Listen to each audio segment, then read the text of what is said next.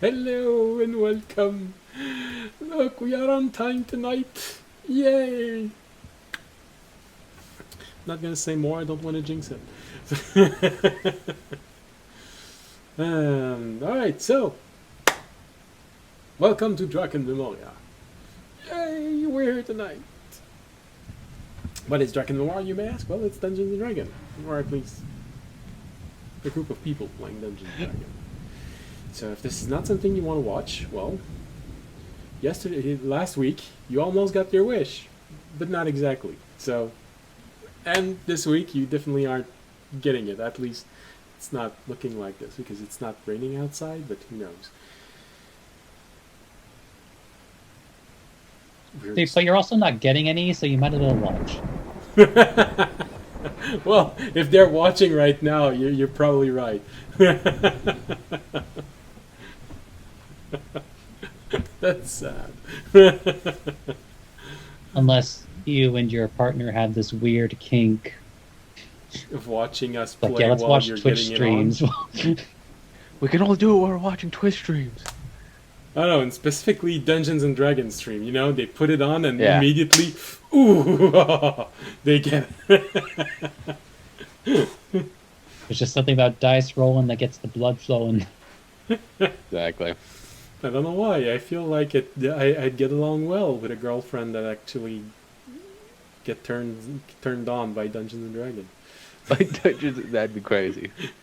Not to be confused with getting turned on by dungeons and getting turned on by dragons. Those are two different things. Why? I think the combination of Draken and in Dungeons could be nice, but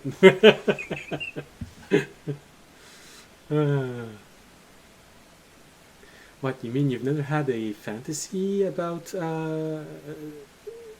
something happening in a labyrinth? Come on.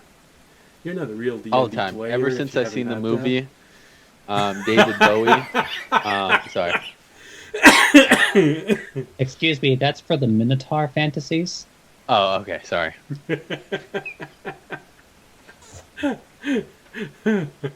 Dragon fantasies take place in caves and in extravagant throne rooms. And also remember that you were talking about a girl that was a minor in that movie. So Oh, okay. I said David Bowie. That's why I explicitly said. Yeah, but there was also the hero was a minor. Also, just We don't saying. talk about her. I skip all the scenes with her in it. Who also kidnapped a baby. Yeah. Oh, that is true, huh? There's a whole lot of bad things in there. You admitted having a kink for baby kidnappers? Baby kid. Well, enough about my kinks.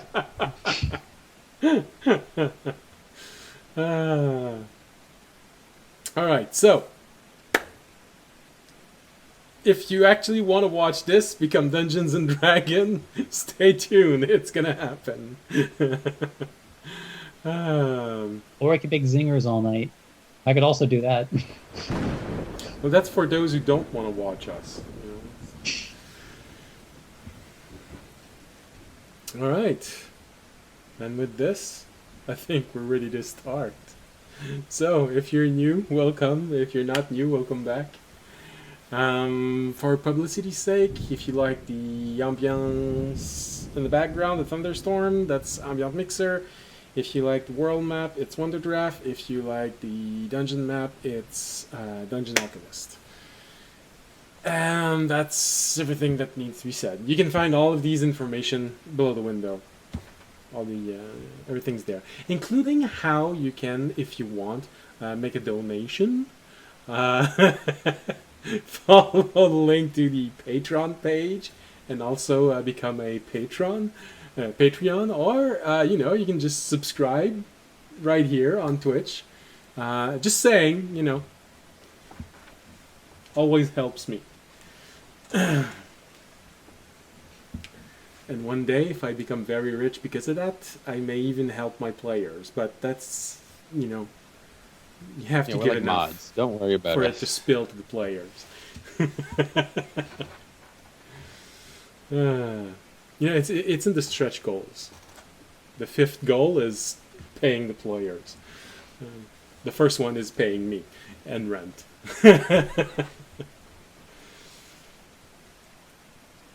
All right, so with this, let's go with what happened last episode, which is not open. That's what I was missing. Okay. Hold on. Although not a lot happened last episode because I had a power out for the first half of the episode.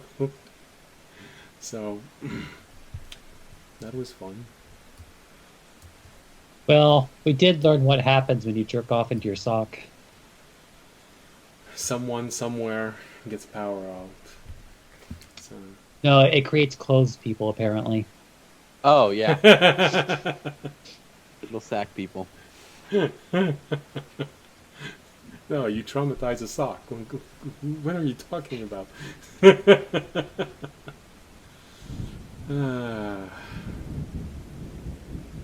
Because think about it. If you jerk off in a sock, you're basically forcing a sock to give you a blowjob.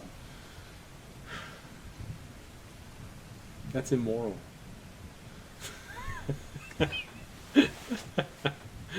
Well, when we start hearing from the sock advocacy group, Fisher, do you want to share something? I saw you had a slight. We play D&D. Okay. So, last episode, the party reunited after a long day of work to ensure their survival the next day. With a plan hatched, a secondary plan made, and knowledge of the future in hand, our heroes felt it was time for a quiet night. Hearing the story, storied? I hate that spell check program. Hearing the stories of how their companion fared inside the gem containing a world. To their surprise, years had passed inside the gem, and their companion gained an understanding of the relationship between mortal and gods. He would probably never had gained otherwise. Curious to see something of what their friend described, the rest of the party jumped into the gem and took a look. One of them became very fearful of all that power, and the other one was just even more curious. But, you know, they decided to come out of the gem. And now, we're gonna get to see if all of this preparation turns out the way that they wanted to. Well, probably the audience will want to go check inside the gem also.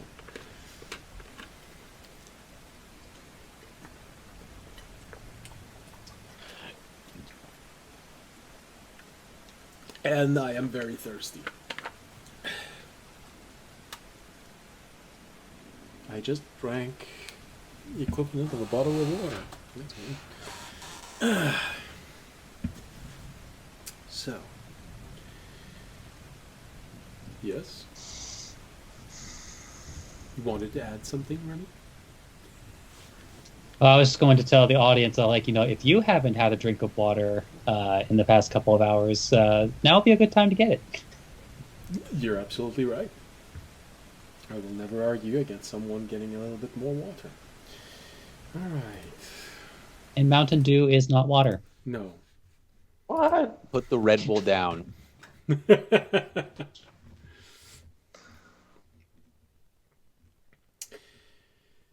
Okay, so where did we leave off? Fisher and Remy had just gone to bed. An audience was looking for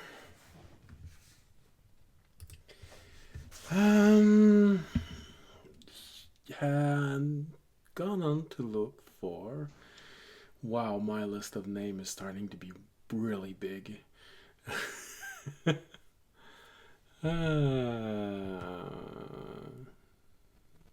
Here we go. Zadkan and Estzalt. Alright, so since we did a lot with Fisher, Remy, and Tobiyashi, we're gonna start with you, audience. Anyway, you have about an hour or two to catch up to everyone else because we ended the stream because I said that they were hearing you coming down the corridor. So you have a little bit of time to catch up with them. But I will say this one thing. I know that for Todd it's been 2 weeks, but for Tobiyashi it's been 20 years. And then suddenly, barely an hour. You did tell me that you wanted to try and find your pendant again. So as the 20 years you spent inside of the gem starts to fade into the background and your life here starts to come back, just like a dream would, you sort of remember that you were looking for your pendant and you wanted to go back to the courtyard where you found it initially. So since your friends are going to be stuck inside of a gem for an hour, I am giving you the possibility of trying to go to that court and trying to find your pendant, which means you probably will be there roughly at the same time as audience. 2 players at the same place. Isn't that sweet? So, all right. My big question is, do you want to take that opportunity or do you want to sleep it off and just let audience do something on his own? You know, try to corrupt a dragon. I mean, try to speak to a dragon. And as I noticed that everyone's gone out of the room. Well, not gone, but they're passed out. Well, I don't know what it looks like. They're both holding the gem, looking at the gem lovingly. Okay. Lift up my head, wipe the tears from my eyes, clean myself up a little bit. Or no, actually, I'll keep the way that I look for a little bit. Old manish. I will go to the courtyard. What do you mean, old man? You've been in there 20 years. You said that your character was 19. You're 39 in mental age. You're still younger than I am. Yeah, so old. I didn't have a way to cut up my beard or my hair. Ancient.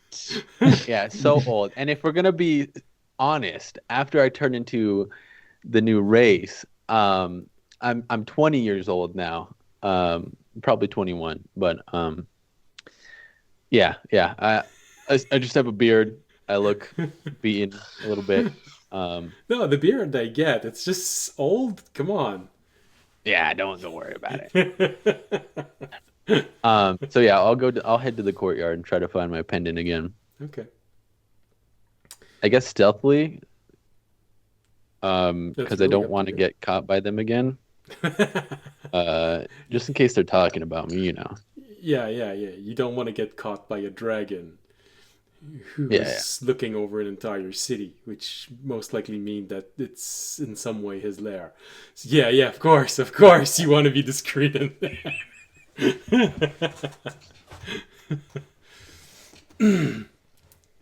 That is... Wait, what?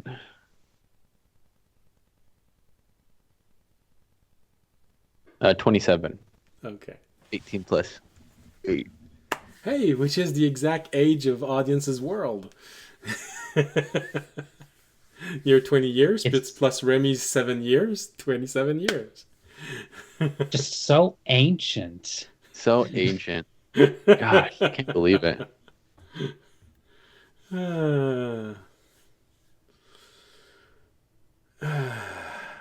You'll see. Why don't just the 28-year-olds die already? How dare you let yourself live that long? Okay. Well, you know, this is the ageist episode. The age, yeah. Half of my players say that I should already be dead. That's okay. I'm used to it. All right. So 27. So while Tobiashi is stealthily making his way to the garden, audience, you are making your way to the garden, not stealthily. No. I'm just gonna go look for them. It doesn't take you all that long. You left the room where you had that little meeting with the princess, and you learned a few odd things, although not confirming that she... Well, unable to confirm what she was, and Fisher unable to properly confirmed read... that there was a divine energy and that she wasn't a half-god. That's what we confirmed. Yeah. And that she... Yeah, there was something. So there's still something odd about her origin, but to you, audience, that means that she is most likely not the feather. Just something else. Yeah. So, you make your way... Although, yeah? I have to go now analyze the other two. Or the other guy.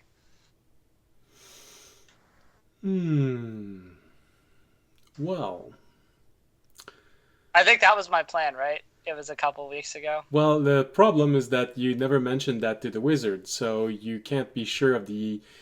of how adequate that wand will be. I know it was a reader. I just want to see if it gives off the same energy signature that the princess did, or if it gives off a different one. So, takes maybe 20-25 minutes. You find yourself in the garden.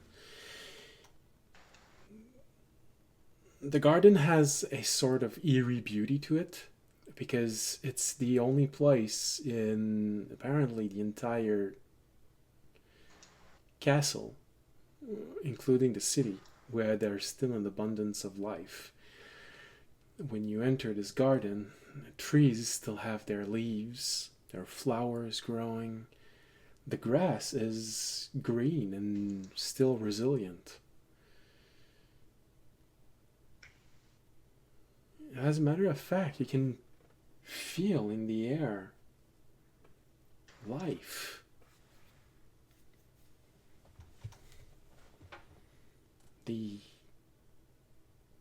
As if you could nearly touch the idea of creation.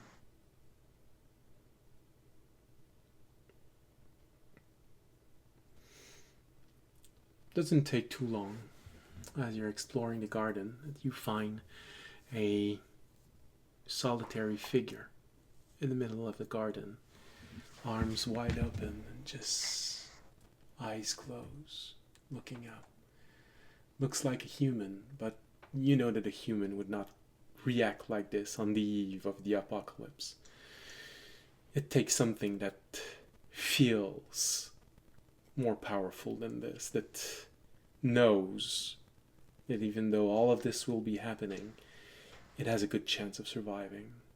It's just there, arms wide open, eyes closed, but somehow looking directly at the moons.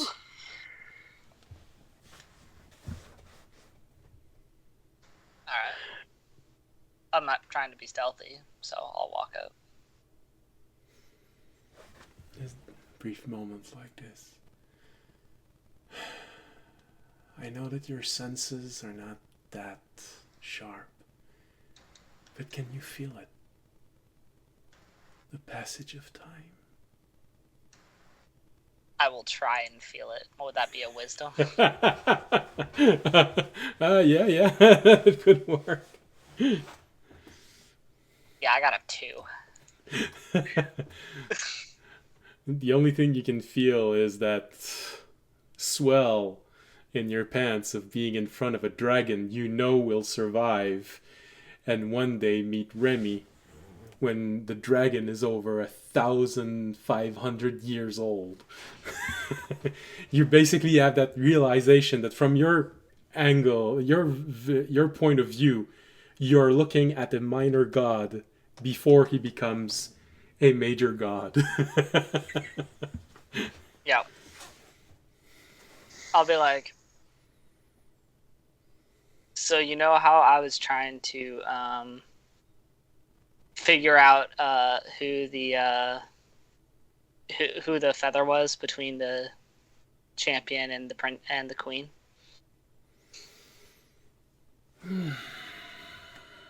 He opens his eyes. Well, no, you hadn't talked to me about it, but I thought we had. no, You've never talked to him actually. No, well, I thought when we were together, me and him at the when I ran into him and the champion before the first time when they were in the city. You didn't talk to him. You talked to the champion, but you didn't talk to him. I think. No, he was there. No, I mean he was there, but you didn't talk to him. That's what I mean. No. Not the first. When I first got to the city, he was. I talked to him before. When I think they were in a room or something, right? Yeah, I did talk. I talked to these two before, like both of them at the same time. Okay.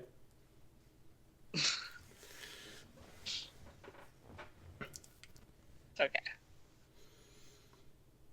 Because I remember, because I had to look up his name, because I got his name wrong. Okay. No, I thought I knew you were talking to Zadkan, but I didn't know you were also talking to him simultaneously. Yes, Azalto was there the first time. No, I know he was. Okay.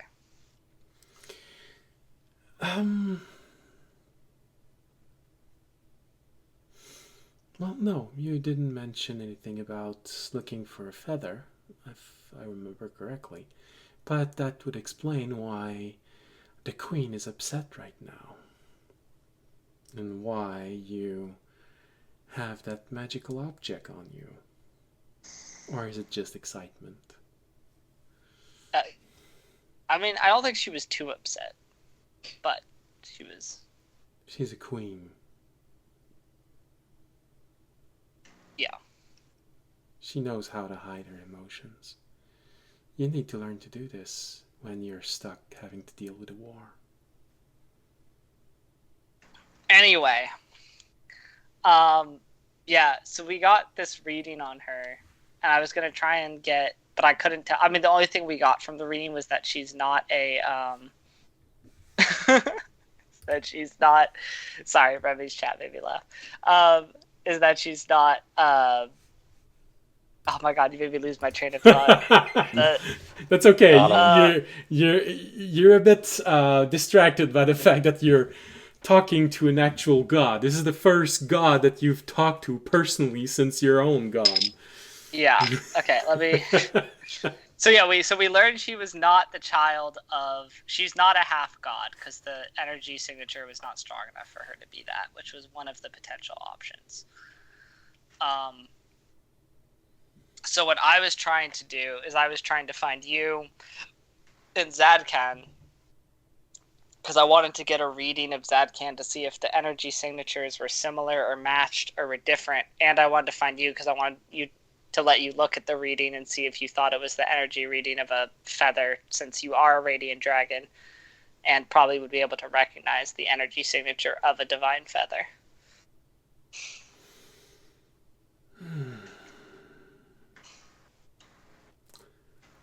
Tobiashi, your stealthy approach brings you near this little part of the garden as audience just finishes to say this sentence. So you I also want to talk to you about how much I hate Tobiashi. Yeah, that guy needs to die. Bane on my existence since he rejoined. I can't believe it. He was my best friend before, but when he came back, he's become my worst enemy. No, I'm just, if I could hear them, I'll stay where I'm at. Whatever freaking bush or hallway I'm in. It's probably a bush. You've left the safety of the walls and you're just moving about this huge garden from tree to bush to bush to tree. And just listen. Well, I don't know if I would know what the arcane definition of a feather is. But there will be similarities with me, as we are of the same family. Okay. So I don't know how accurate your device can be. Will it just read that we are of the same father? Or that I am the blood of my father and he is the feather of my father? That is a greater question. I guess. We won't know until I get a reading, though. I can call him down if you want. He is... And he looks up at the tallest tower of this castle, pondering about tomorrow. Okay. If you could call him down, that would be great. Right. Closes his eyes. For a brief moment, he breathes in and lets out a roar that shakes every single trees inside of this garden, a draconic roar that echoes everywhere, bouncing off walls. Tobiyashi, this is the first time you hear the mighty roar of a dragon. It is frightening. Fortunately, he is not trying to intimidate you, so you do not have to make a save for this, but you feel it inside of you, that instinct that everyone has of shit, that's power incarnate. That's... You have a brief moment of understanding why the little blob in the jar keeps shaking every time he feels trouble. It takes a moment for you to just...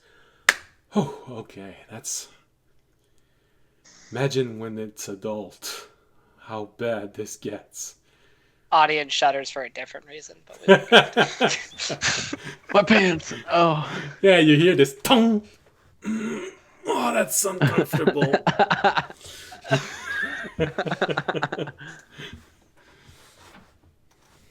Oh, what's that? You drew your sword in front of a dragon? Now you understand, audience, why some jousters have large protective bubble in front of that. Oh, that's why it's so big. Okay.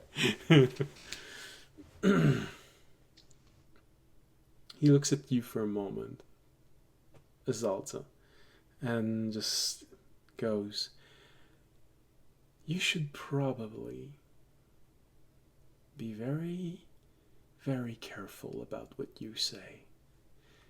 You've been lacking in discretion lately.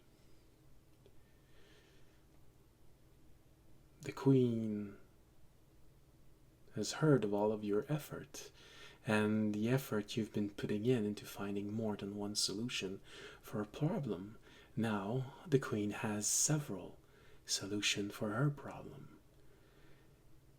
He asked you to be careful and to put her survival first, but you gave her everything a mother needs to try and save all of her children.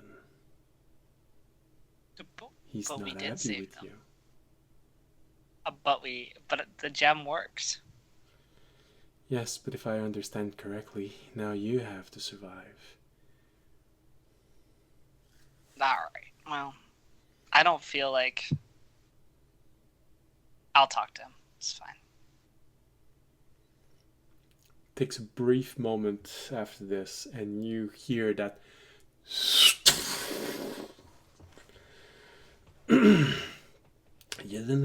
Tobiyashi, you didn't expect to hear that. Projectile falling from the top of a tower and just hitting the ground with enough strength to create a small depression on the floor. Fall out of the bush. Oh shit.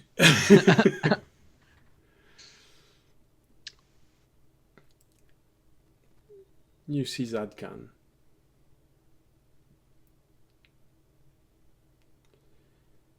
Looking at you, onions. Looking at Zalta.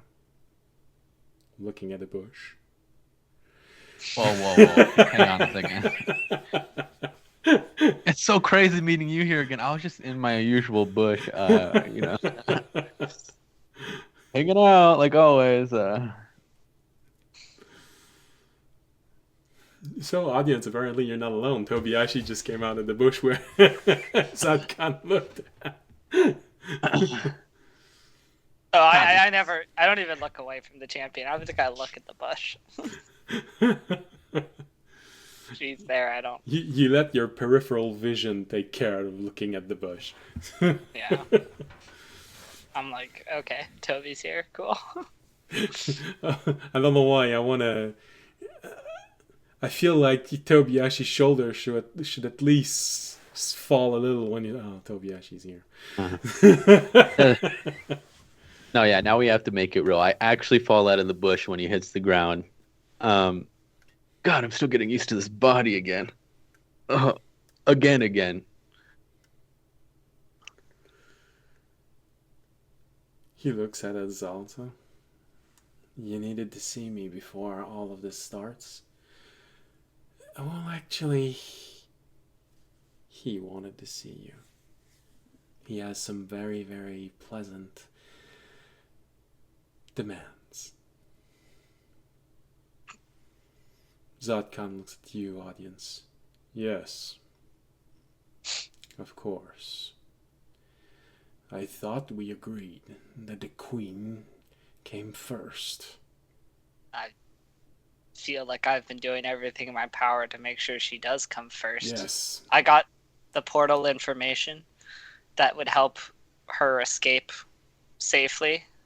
We were able to collect, enough information that I feel like we could find a portal that, could best keep her survival the highest away from the war. I covered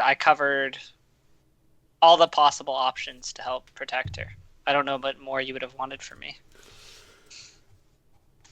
So since I can't mimic his body language, I rolled for it to give you a better idea of how he looks. It's a natural 20 for physical intimidation. The way he walks, the way he looks at you.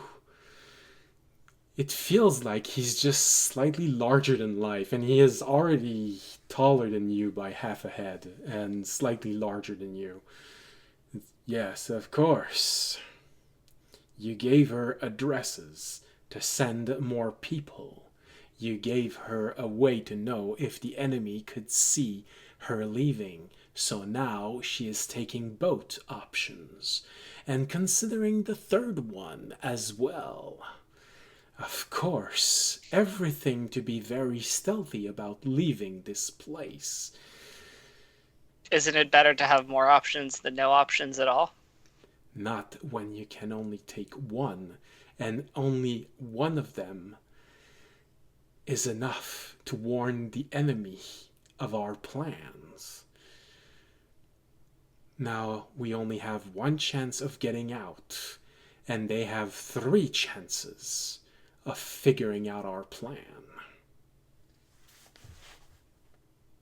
True, but before we had 0 chances of getting out, and then they had 0 chances. They didn't even need to figure out our plan, so I still feel like we're ahead in that way.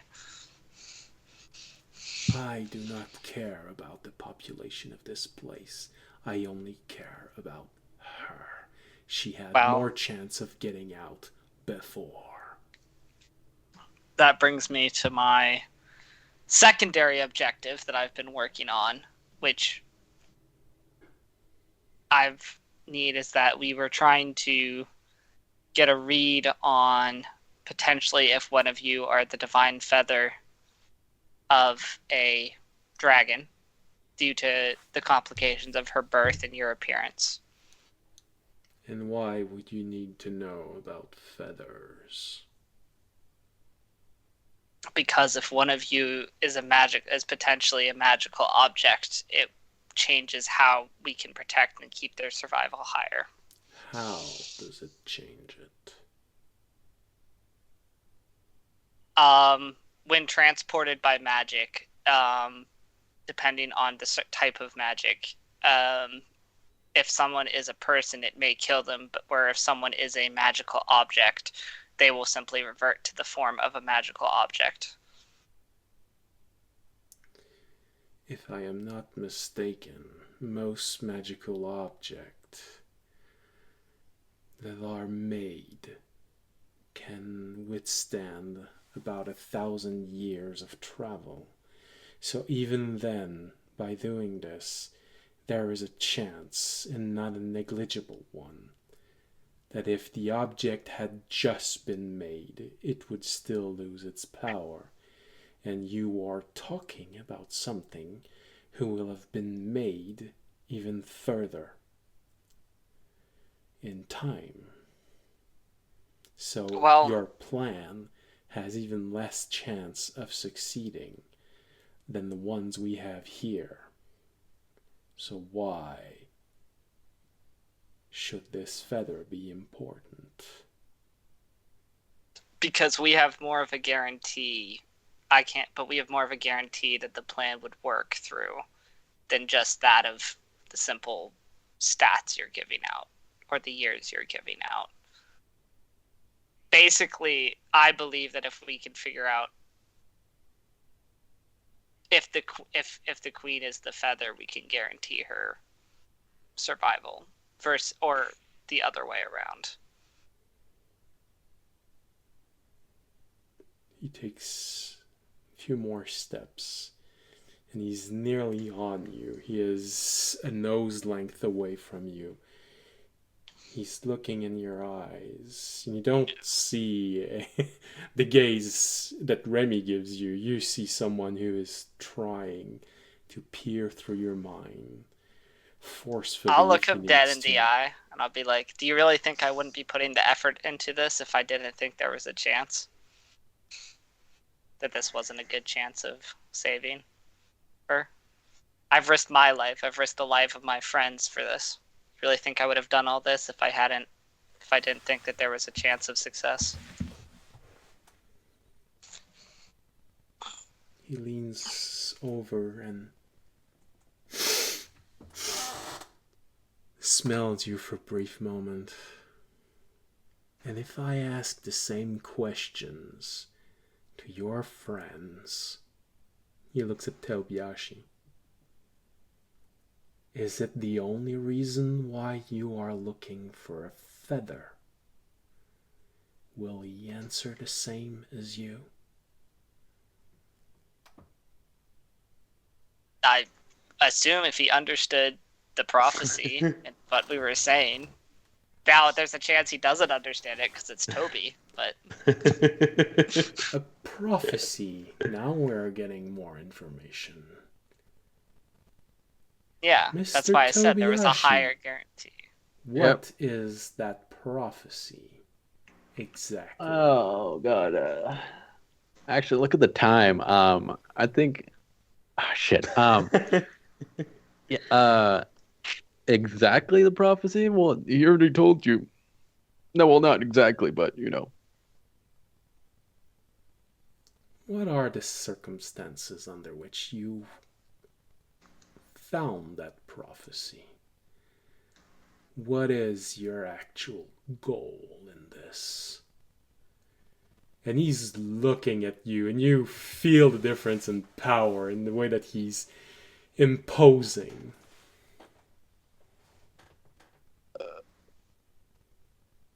To protect the feather within the dream.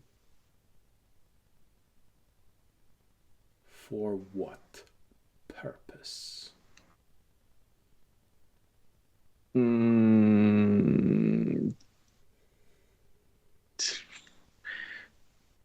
To ensure its safety? For what purpose?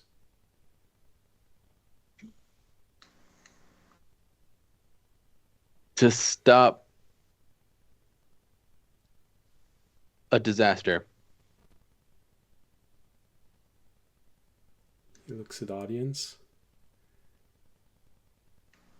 And what will you sacrifice to prevent this disaster?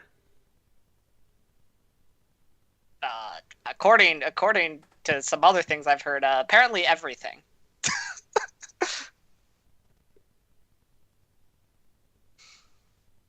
Is he talking to me or audience? No, me. And audience, going off the fact that he was told that he would have to pretty much give up everything, is answering accurately of apparently everything. Yeah. Oh no, Zadkan is not putting in question the truthfulness of what you're saying. Yeah. He's just learned something that he didn't want to learn, or at least that he was afraid that he would learn. An audience probably realized right now that he said something that's not gonna help him.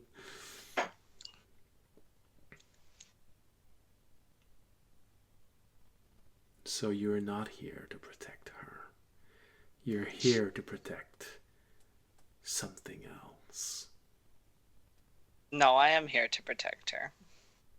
And what if you have to sacrifice your quest for her?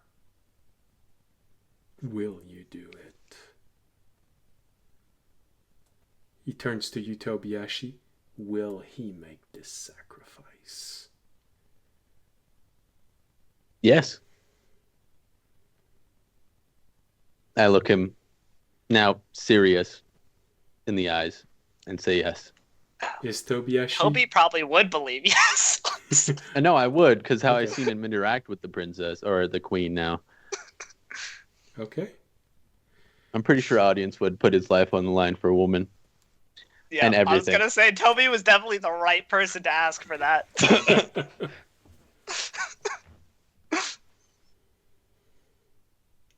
Well, it seems you have the faith of your companion in this.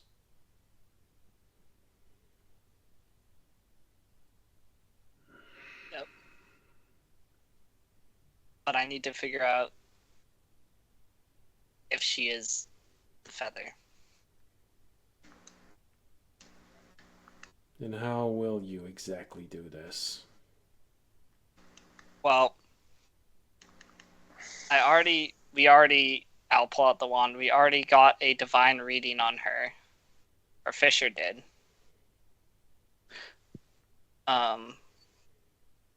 And basically we know that she has a divine reading. And I was going to have Exalta look at it and see if it matched. And I was also going to try and get a reading on you and see if it matched. And then try and come to some conclusions from that.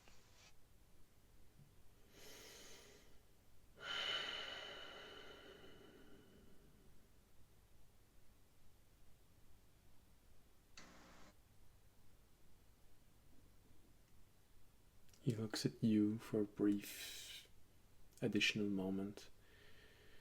He makes one step closer to you again, audience. Says, swear to me that no matter the cost, she escapes, even if the cost is one of your companions. Even if it's you.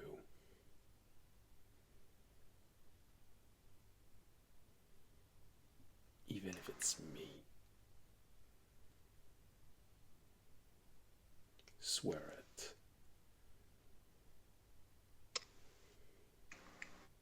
All right. Your God, swear it.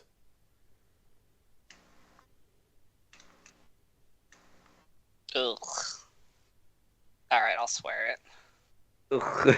Ugh. Damn. Ass. Well, it's interesting, right? Because audience swears it. No, not you, him.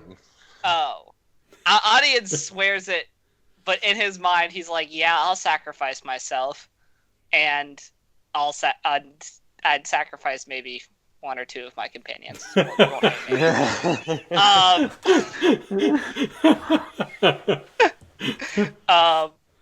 there are also probably some companions I wouldn't sacrifice, and also I won't sacrifice him, most likely.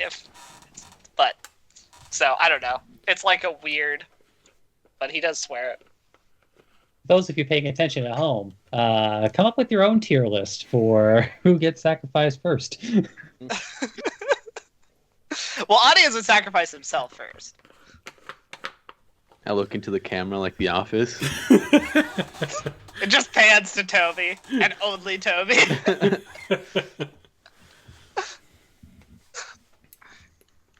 Slight pans to Terry, but no.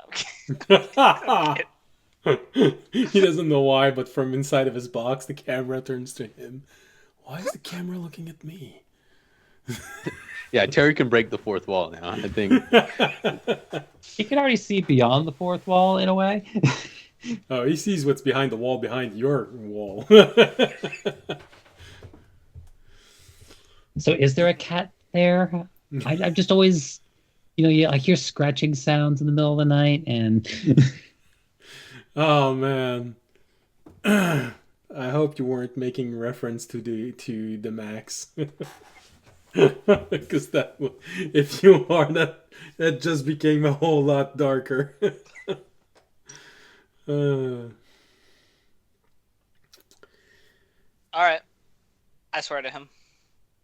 Does he let? Can I scan him now? I'll let you roll your persuasion with advantage because Tobiashi endorsed you, and because you swore on your god. Okay. Had a 2 nat 1 sound. My guy. If you donate 3,000 bits so right a now, lightning strike comes down onto he gets audience. a reroll. Audience is Donate 500 bits, and he could get a reroll real quick, and we'll be fine. So, the first one gave you advantage. The second one lowered the DC, but not to the point of a natural one. So, The overall roll was an 11, if that matters. Because I still have plus 10 to persuasion.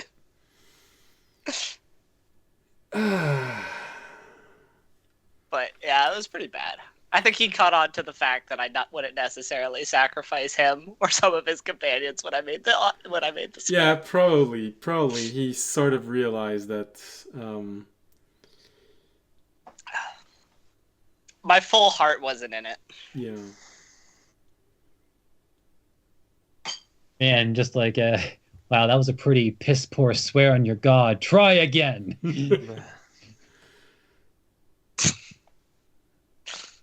I kind of mumble my god's name. I'm like, I don't want to do this. Swear. He could definitely tell. I am not hiding my emotions well. He can tell I don't want to make this swear. Oh, he'll just be like, swear on your oath. Oh boy. Okay, so I literally make that face I made where I went, eh. I go like, eh. Like I don't want to do this. yeah, the face of why did you make me swear on my god? Damn it.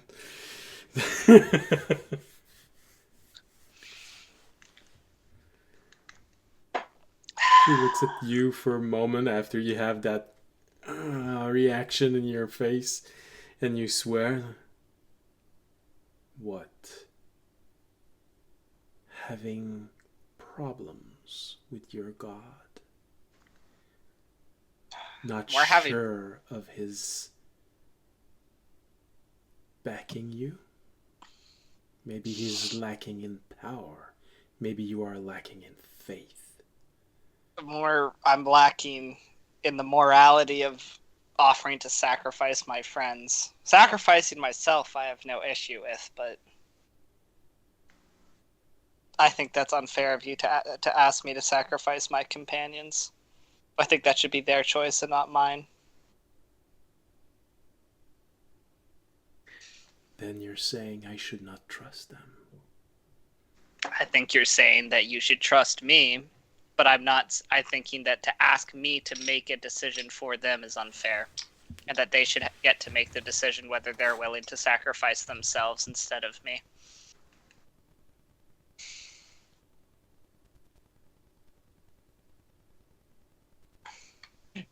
Dragonhead comes crashing through the window. Do you swear? By the way, Fisher, I listened. Do you not hear me listening right now with this? I do.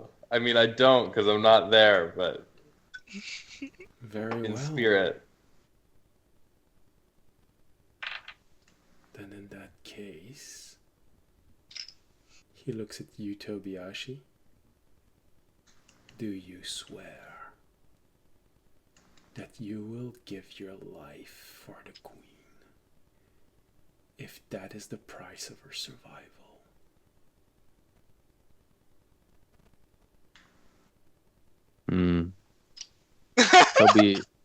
Toby thinks for a second through the decades that he spent. You saw how they revered her. You spent so much time with her people, and how for them she was the defender of the city. She made decisions which tore her apart and sacrificed so much, apparently without hesitation, for her people. Her dedication in their eyes is absolute.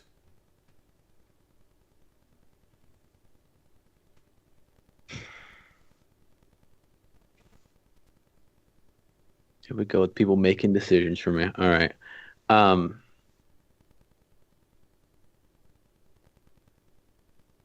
look back up at him, straight in the eyes, and I'll say, I swear that I will sacrifice my life to defend the queen at all cost. On my gods, everyone who envelops a light, on my master and my monastery, and all the people that I've taken care of up to this point.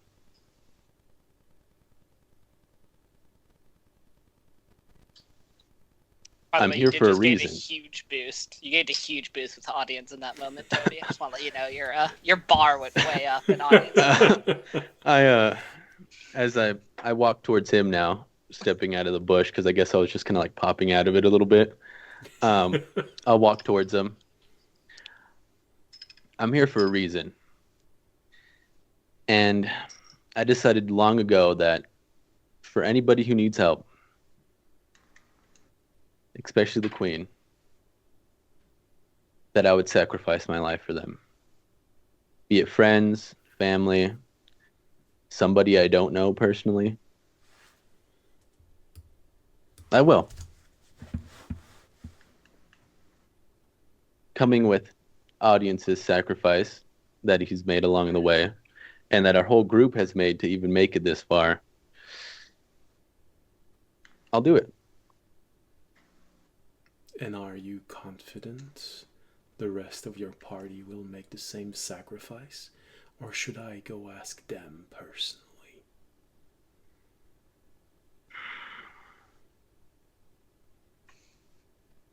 The only person that I think that might have some questions, speaking honestly, is Fisher. We don't do too well kind of in the same thing of having people decide for us. So, as audience said, we've had this conversation before, as it's happened before.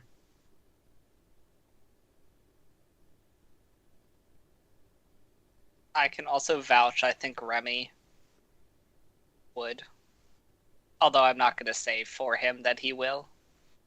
I don't know if Fisher would, to be completely honest. And this is the truthfuliest truth that I could give you. Well then.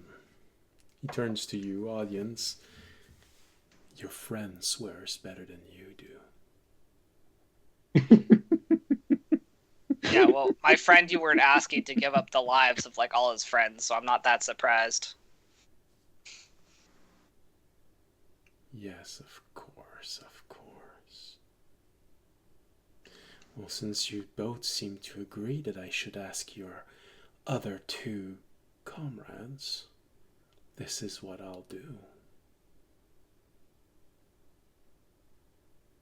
Okay. We do kind of need to know before tomorrow, though. But I don't know where they are right now. So I'd like to get this done, but you know. They are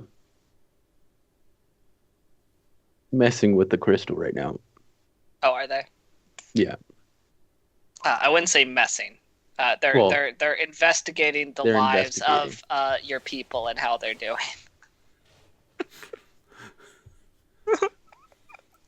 Oh, Remy, that's called shining a jewel. Yeah, I'm like, let's not use the word messing when we're talking about the city's people. If we would like to add anything, while I was in there, I made sure to take care of your people. Look over them, guide them. They're doing really good. Generations have passed. 20 years, that's not generations. That's Well, one generation. A generation has passed. Audience, that's the first thing you hear that. That's his reaction. And when I'm saying this, I'm just looking, I'm kind of like looking through him.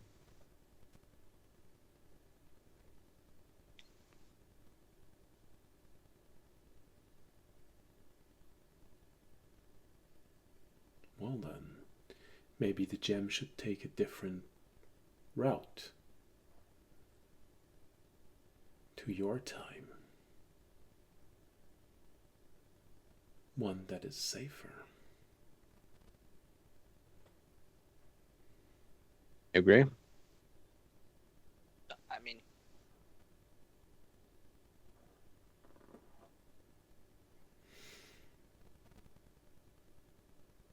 let's go ask the rest of your friend how they feel about sacrifices.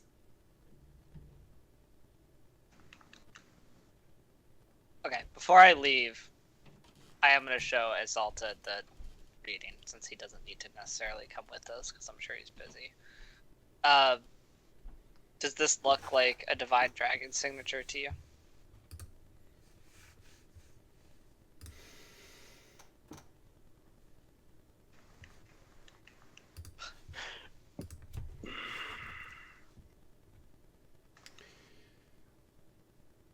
He looks at the wand for a bit. Well, like I said, I don't know all that much about arcane language, but there does seem to be a trace of divine energy, which would be expected, either from a god interfering with pregnancies, or divine energy being poured inside a person. It's a bit ambiguous, I would say, but something definitely interfered.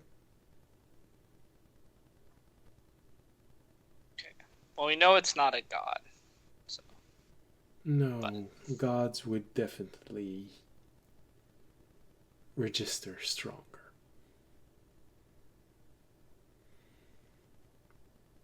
But it is divine heritage, which may explain why she has such a annoying perception of things. Okay. Well, we'll try and get a reading on Zadkon.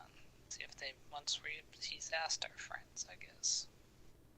I do feel like the answer to this will depend greatly on the answer of your companions. Probably. Although I don't know why, since all we're trying to do is help the queen, and he's being extraordinarily difficult in us helping him. Audience, he's right there. I know. Yes, well. Should Dragonborn I culture. talk louder? Dragonborn culture. We do not care. We are not like. We do not care. Dragonborn are fairly straightforward. They do not mess around. They're not subtle in nature. Yeah, I'm not trying to go behind his back and be like, yeah, dude, this guy pissing me off right now. I'm like, no, you're being annoying right now. Well, maybe you should try and look at this from his point of view. He has one priority, and you just admitted that you're the only member of your party who shares that priority. Now, I thought Toby said he was. Now there are two, but you still have two more. Yeah, but just because someone doesn't have your same priority doesn't mean they can't still help you.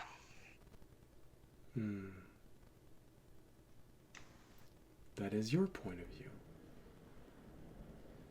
But tell me, how confident would you be that someone will help you as best they can if they have exceptions to this rule? It depends on the circumstance, and this circumstance pretty high. Well, I guess you can understand why he would like to remove as many variables as he can. Okay. Now, if you do not wish to antagonize him further, maybe you should go with him, because he looks to be growing impatient. I'll go with him. Go. Alright. You leave with Zadkon. Tobiashi, do you leave with audience and Zadkon, or are you staying with Edzalta? No, I'd leave with them. I want to see what's going to happen. Okay. I'll come back for my pendant later.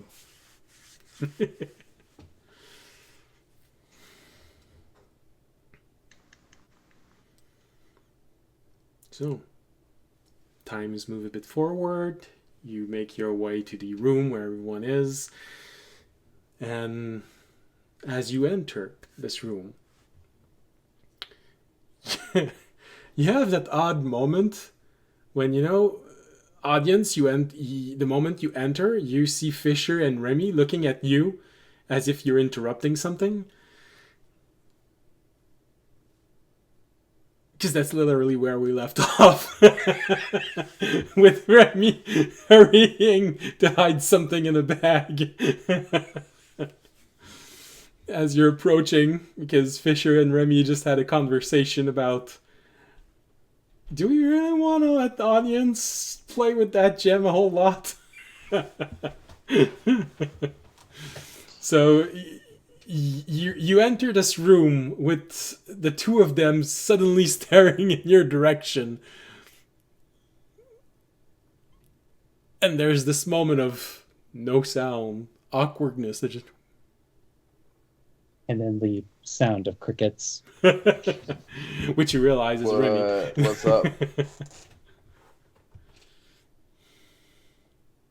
I'm waiting for Zadkon to answer. He's the one who wants something from him. And that's when he crashes through the window. And when Toby walks in with everyone, I just look super serious. With my beard and everything. Yeah, that's right, audience. You're a bit busy with everything else, but Tobiashi has a large beard now. Which makes sense since he just admitted being in there for at least a generation. So, yeah. Think of all the damage he could have done. Why would he have That been is the there? first thing you would think about. Why would he have been there for a full generation? Well, I assume things might have just been bad because it seemed like things weren't going well. So, you know, Okay, I'll check good. in with him later once we're done with this. You assume the Age of best about Toby. Tobiyashi. That's good. That's good. All right, Tobiyashi, as Zadkan is entering the room, do you want to say something to everyone before he says something, or do you want to? Nope, I just look seriously at Fisher and then at Remy. In that order specifically.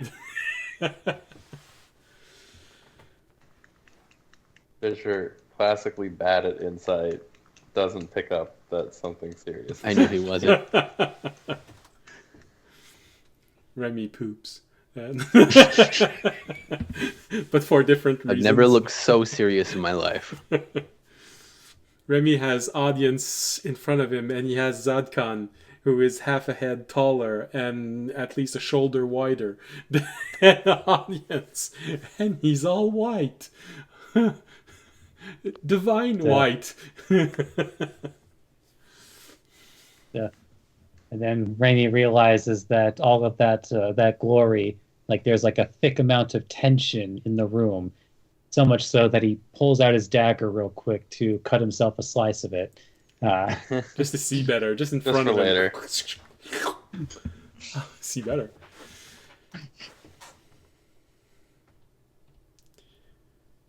Zadkan speaks. It has been brought to my attention that you may be lacking in devotion in this endeavor. What? A Head tilt. prophecy was mentioned. The need to find a feather was mentioned. And audience did not want to swear on your behalf that you will sacrifice anything to save the queen. Zodcon's being annoying. Something. My Yeah, eyes just correct. real wide. Yeah. I look over Record. at the wall. Record scratch sound.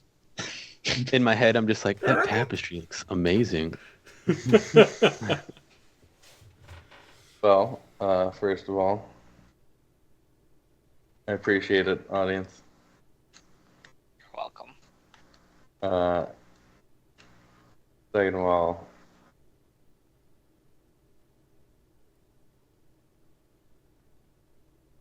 we confirmed she wasn't the feather, correct? No. He confirmed that there was a high likelihood she wasn't the feather. Okay. Right. From my point, I don't know what this device is, right?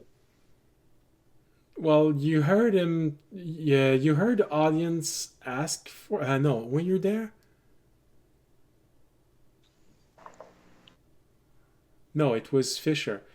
You were there when the wizard gave it to audience, so you know that audience asked for it, but you don't know everything it does. The only thing you have to extrapolate on its usefulness is what you saw in the conversation. Yeah. Good.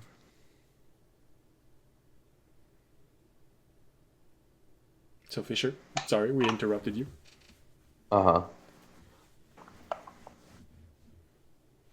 Alright, I'm a little confused then.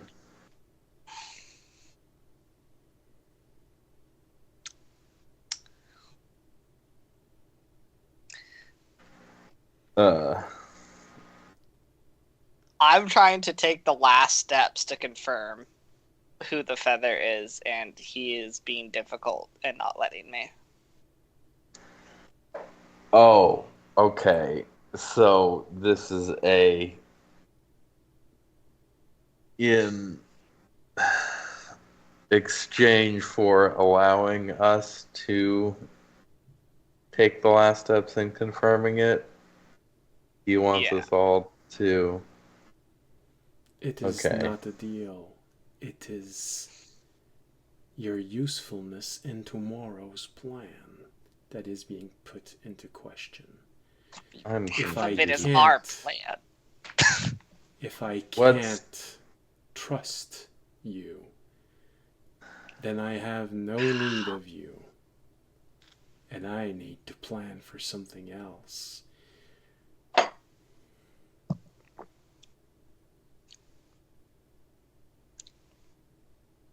Okay. My only priority is the Queen. I do not care about your world in 1,000 years. I do not care. Yeah, I get it. You're very singularly focused. Do you wink at audience when you say that? I can't wink. I don't have eyelids. All right. His eye it glitches real quick. One of my eyes just flickers. Oh, that's a small stroke. He just had a stroke. It's sort of a weird blink because you see both of his eyes blink, then one blinked and the other blinked. You know, It smacks himself on the side of the head. Oh, sorry. Optical.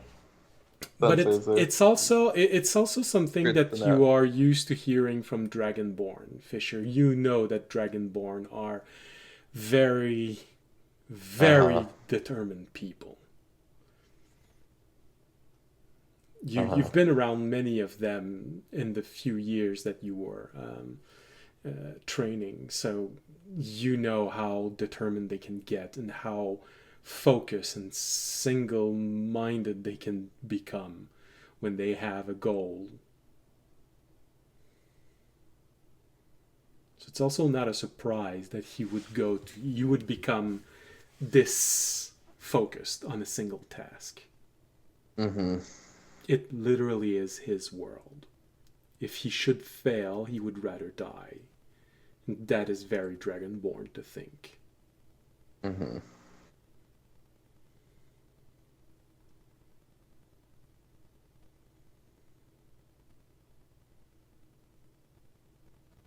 If I say no, are you going to be an ass and blow up the best chance your queen has of survival in an attempt to do it all yourself because you feel like you can only trust yourself?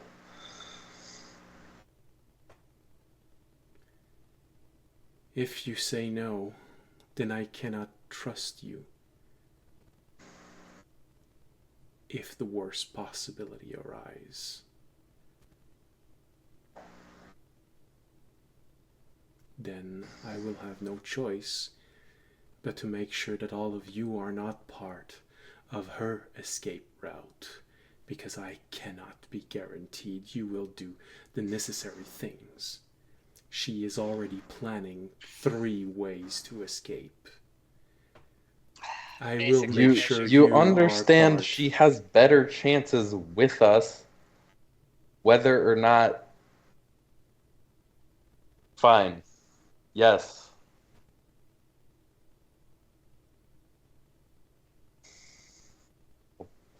Fucking do it.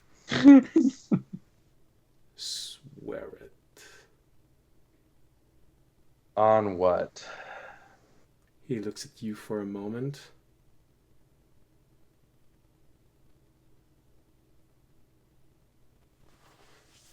And he points toward the center of your chest. Him.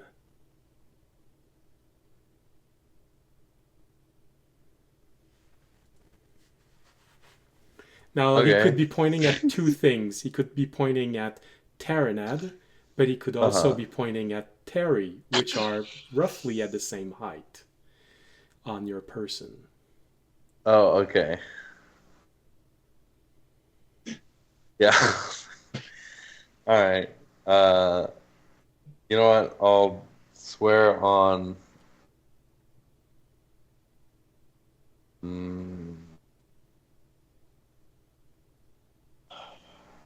No, that wouldn't work. Yep. I'll swear on my son's life and Aranad's existence. I guess. Life. I'll call it a life. He lives. If I live, he lives. Just his existence. That counts. His continued existence. Then he turns toward you, Remy.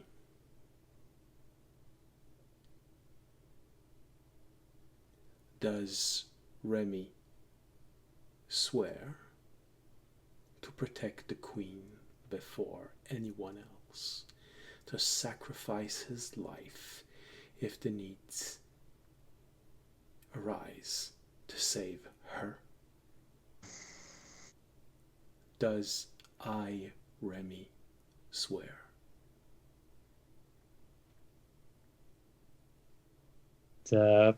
Rainy will open his beak, pull out a dagger. Then he cuts his own hand and then holds out his hand. That works. Old-fashioned, but I accept. Well, he's got to cut his hand too. Wait, this can't be. Oh, in that case, all he does is just bites on his hand. Raimi, the back of his mind, everybody else does it. Oh.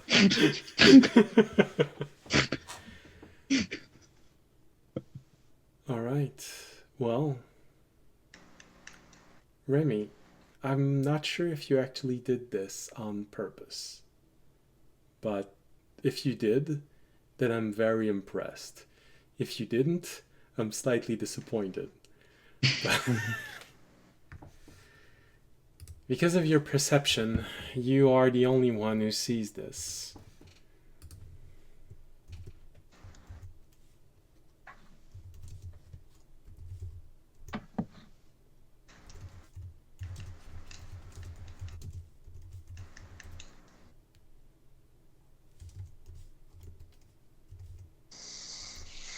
No.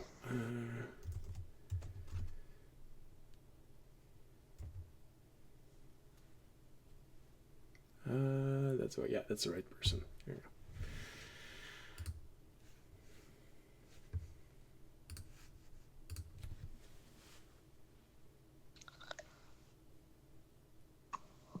go. Okay. Like I said, I do not know if you did this on purpose, but if you did, I'm impressed. If not, I'm slightly disappointed. It was a shot in the dark, actually. Okay.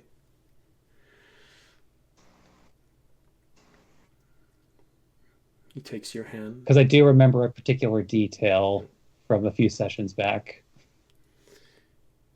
The moment that your hands separate, he closes his hand. And he turns toward audience. It would seem all of your friends agree on the need to sacrifice. He looks at you, Tobiashi. It would seem that you have more in common with your friends than with him. And he points at the audience when he says this. Very well. Be sure to be there tomorrow when the Queen announces her plan. I believe you have a need to use your device on me. Yeah. Explodes. Sorry. Fisher, since you're here, why don't you do it since you did it before? Yeah, Fisher is the one that failed his role and wasn't able to interpret what was on. Yeah, wasn't it a wisdom roll? No, the wand is Arcana. Oh, did I just bomb it? Yeah. Right, bombed I it. did. You I just bombed bombed it it. because I rolled Yeah. really good on all the other stuff, and then I trust you, Fisher, to not bomb it 2 times in a row. Well, I mean, Hey. but do we really want Remy to have to translate it to us? He could assist. it's he could. I'm above table just making a joke, considering I the am number of going, times he's used Lucky Coin and just to make sure, I'm going to cast Enhance Ability Fox's Cunning on myself. Okay. Nice. Just don't be like me and roll 2 nat ones.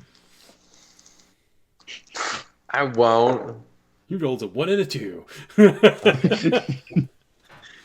A 9 and a 10, but that's still a 22. Okay. Or I guess with Terranad, 18 for me. Or without. But at 20. Well, like I said, the device is not calibrated to properly analyze a Dragonborn. So the readings are a bit confusing. There is definitely divine power in there. A large amount of it. But it's also not to be... It's also to be expected, seeing how much divine energy he can pour out of a single breath. As best you can tell, and this is probably the weirdest thing you'll ever have to give to an answer to audience, because you take a little bit of time, and Zadkan doesn't stay to hear the answer. He leaves, leaving you four inside a room, all looking at Fisher as he's trying to formulate what he's seeing. Just that, okay.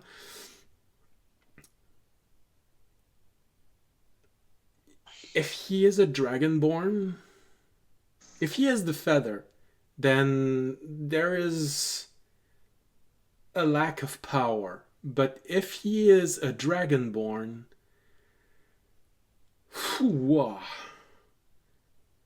he has an excess of power. And the only way you could possibly interpret that would be to say that he is a first generation Dragonborn. Directly out of an egg of a dragon. That is how the Dragonborn started. Thousands upon thousands of years ago. Which could corroborate with him being created by a dragon. Or being a feather. Being created by a feather.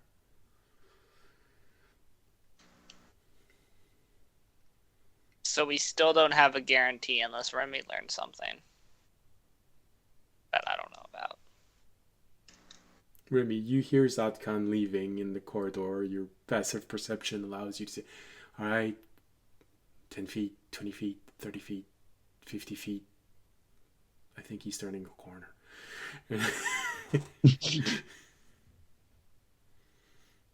Remy gives a talon up. Okay. Do you know who the feather is now, or do you just like have a better idea? Remy's going to point out the door. You think it's Zadkan? Or you know it's Zadkan? Remy holds up 2 talons. Okay, you know it's Zadkan. Well, that makes it a little more complicated. But Remy shakes his head. wait, to which part of it?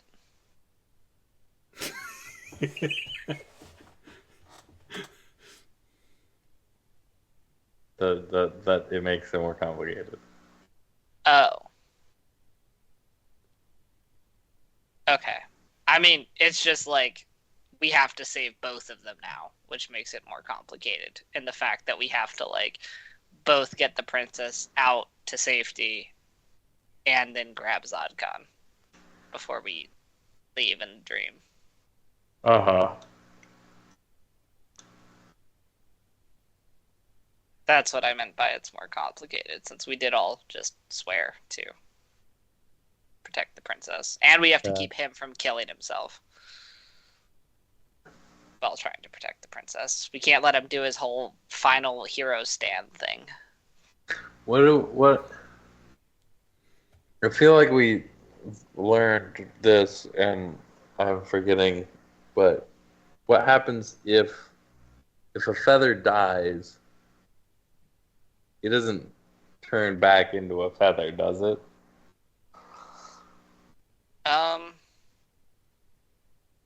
I don't know. I'm gonna look at Remy again.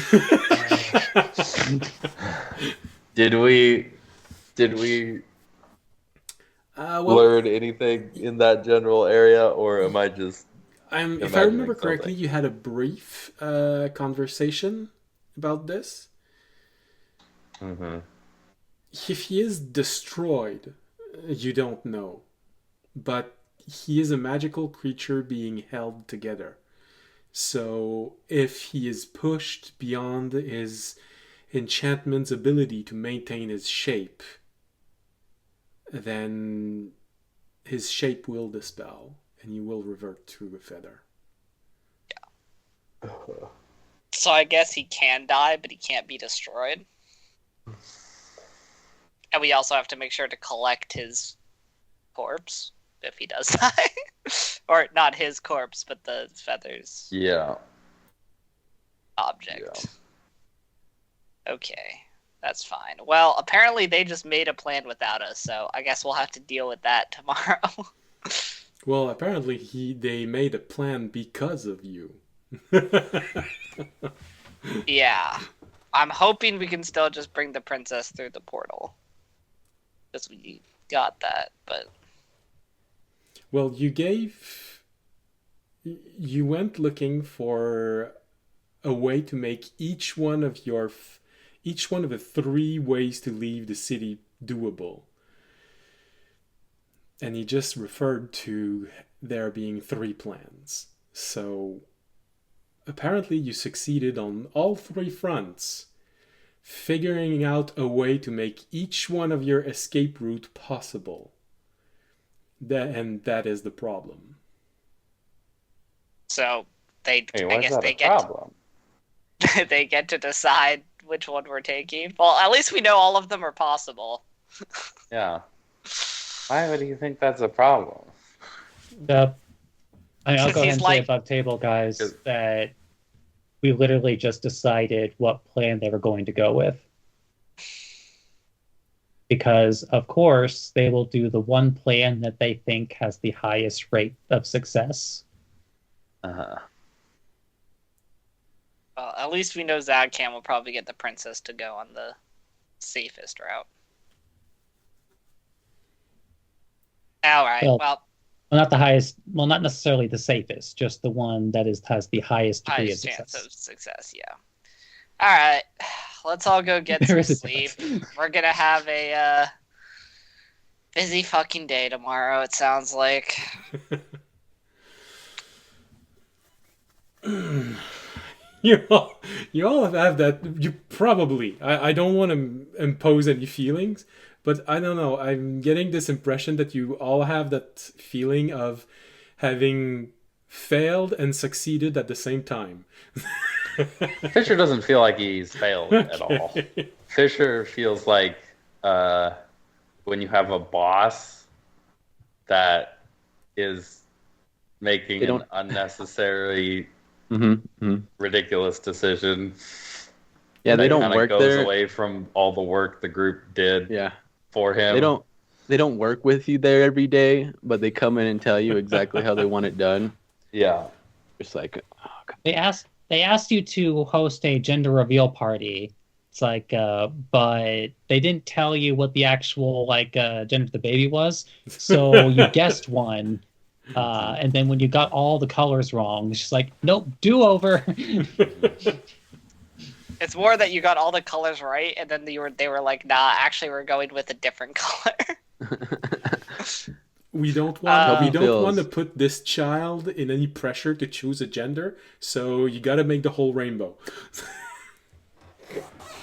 Toby, I need you to fill the cake with bees. The gender is bees.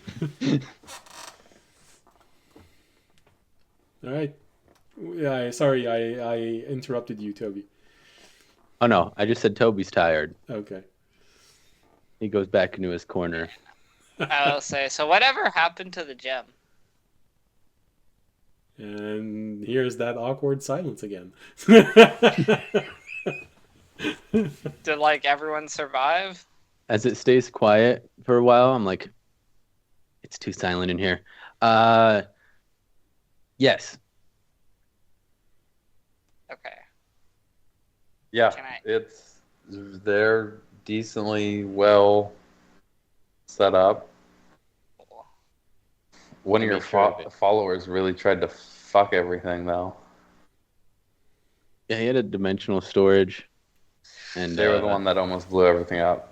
it exploded. Yeah, somehow that doesn't surprise me. I'm sure they thought they were doing what was best. And then apparently they used that explosion and the fact that it scattered everything they brought with in all over the plane to try and They kind of started a say crusade, that was and like then a message from you. I And- see. I see. A I lot of deception in order to attempt to spread your religion. How do you feel about that? crusade happened, war happened. A war? What kind of war? Who are they fighting? They were fighting each other. Like immediately? Like 2 weeks in? Well, no, the crusade happened like a little while after they were done settling. So I think But like, a why couple were people years, fighting them over the crusade? people wanted what dropped. Yeah, Your but, religion, like, most of all. so it sounds like they brought in good stuff for the people there. For better or for worse. I mean, I can't fault their initiative. They maybe should have not been. They maybe should have gone about it differently. But you know, I respect the hustle. Interesting.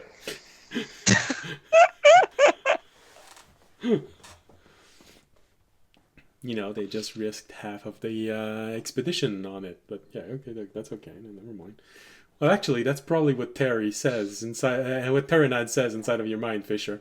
Yeah, they just felt like it was okay to endanger half of this expedition for it. Yeah, sure. That's absolutely audience. Anyway, yeah, that's fine. Where do you guys store the gem? Is it in a safe place for tomorrow? One of the safest. Yep. Is it in my dimensional storage? Rami has it Remy has it. Okay, somewhere, that's fine. I think, or he had it. Who knows where? I trust Maybe- Remy. Where Rami hides Maybe stuff. have the talent up. All right, I trust Remy.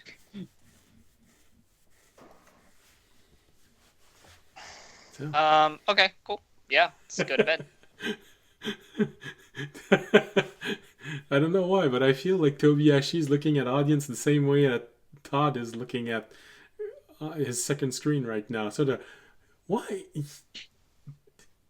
It's your world. Why don't you want to go? You know, you cared for the world for 20 years. It's just the audience seems to be completely uninterested by it. It's his world. Okay, never mind. Audience is more worried about all the things he has to do tomorrow. Oh no! I know.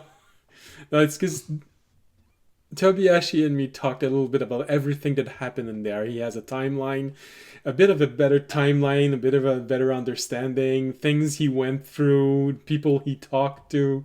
So, Audience will talk to me when he talks to me. well, you have to go inside if you want to hear the voices again. So Yeah. outside it's very quiet. I'm off to go to bed. Okay. I'm gonna because we have to go to the meeting tomorrow.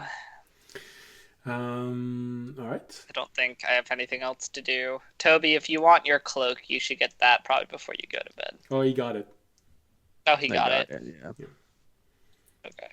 cloak. Is there anything? Wait, so was the cloak an even better, or is it just the exact same cloak?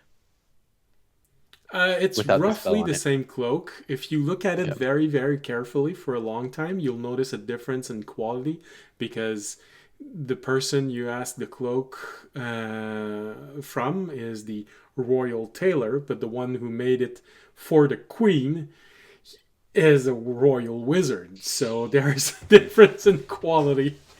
Let's just say Actually- that you're confident that your cloak would probably survive the trip back to your normal time, but the cloak that the guy they gave you, if you left it there, it's not gonna survive.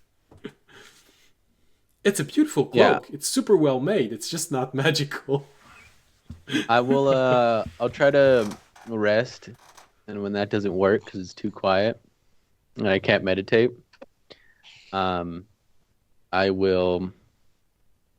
Fisher just I think- starts making some white noise. What? I was gonna go outside.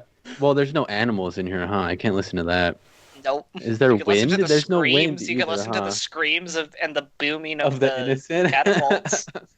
Well, the On only the place walls. where you can probably feel like there is a bit of peace is in the garden where you were, where Exalta was, because his radiant energy is keeping life active in there. So there is vegetation, there's wind, there's probably the wind blowing in the trees, but you're not hearing any birds or dogs or anything like this. All right. As I get up, I'm like, "Where are we meeting tomorrow?" We're going to the meeting. So, well, like, where is the meeting again? Throne room. Throne room. Okay. They told you an hour ago. I know it's 3 weeks ago, but still they told you an hour ago. I'll meet you guys there, and I'll go to the garden, and I see him standing there. I'll just make a little bed with my silk and sleep with the noise of the wind and everything. Okay. There was actually one thing I forgot to do, but I'm just going through this quick that I want to check before I go to bed. Okay. I am going to very quickly go and find the blacksmith. Okay. And I'm going to ask before I go to bed, I'm going to ask basically if they've figured out, since they've been fighting these guys for so long, if they've figured out or have any weapons that me and my party could borrow for tomorrow that are like good against eldritch. What are they called? Aberrations. Aberrations that are like strong against aberrations. You have anything that can stab Cthulhu? Yeah. Do you have any weapons that are specifically good against aberrations that my party and I could borrow for tomorrow?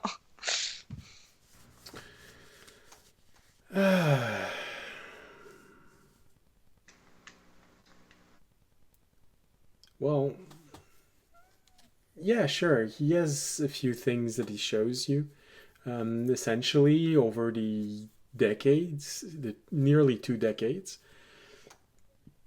they've developed weapons and armors which offer greater protection against aberration creature. However, it does not rival your natural protection. He shows you armors which grants a +1 against aberrations, and swords, arrowheads, which would give a +1 against an aberration, but it's equipment made for soldiers. So for them, it can be life-saving, but for you, since you already have, most of you have armor that are +2, you already have a sum that is greater than what they're offering. Do you have any magical rings or anything that help increase the saves against psychic damage? What's a save? That it help increase your protection my against intelligence saves against the Illithid's mind blast ability. Yeah. Do you have anything that helps protect against the Illithid's mind blast or an observer, or not an observer's, Beholder. Beholder. Observer is pretty good. Yeah, Beholder's like the rays. Well, actually, I think I have to check again, but I think that the actual name of the beholder trees are no, they're overseers. Sorry, They're overseers, not observers. Well, he looks at you for a moment, as sort of, are you really asking me that question? And he tells you that it's for that you'd have to go to the wizard. He's the one making magical objects. He's the blacksmith. He makes things out of metal. But for your information, yeah, when groups have been making expedition inside of the city, especially when the barrier fell a few times, they would go walking about with a small gem, which was giving a measure of protection in about a 20 feet radius around whomever had the gem. It did have... Think to offer it to us when we left for... Never mind. All right, go on. It did have a problem that it would also draw attention. So it was a bit of a mixed blessing, because there's something about it that the aberration see more easily. So it would... Essentially, what he's saying is that it would remove the possibility of stealthing your way through the next challenge, but it would improve your save.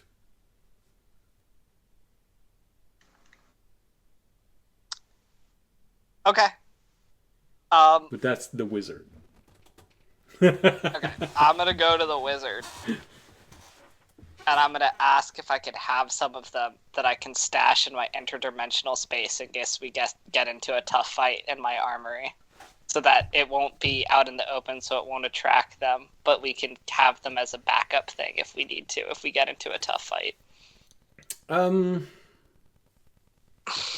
Well, hey, another one selling cheap viewers. They never give up. Well, after being very annoyed because he's tired, he bent reality with Fisher, and he was asked to create a magical object last minute. So he's a bit grumpy, and he really doesn't like you being there. He sort of has just that answer of, fine. If I give you something, would you go away? Yep. Let me sleep. Yep. Here. Just hand it over. Don't ask questions. Thank you. He hands you two small gems, about the size of large marble studs, which are awful familiar in color and shape, just a lot smaller. They look like the gem you found long ago in an arcane laboratory that you keep leaving in the garden and keep forgetting to ask them if they figured out anything about it. It's the same color and in the same shape, just a 1/10 of the size. Okay. You have two. Cool. I have two. Yeah. I'm also gonna, before I go to bed, last thing, I'm gonna try and communicate with my dragon and ask that if he ate one of these, if it would give me protection or immunity, since it's technically a gem. I'll think about it during the break on that one. That is an interesting idea. I'll think about it. Okay, that was it. That was my slight gear up backup plan for our day tomorrow that I wanted to get done before we went to bed. All right, then I go to sleep. All right, yeah, no, and we should probably go to the break.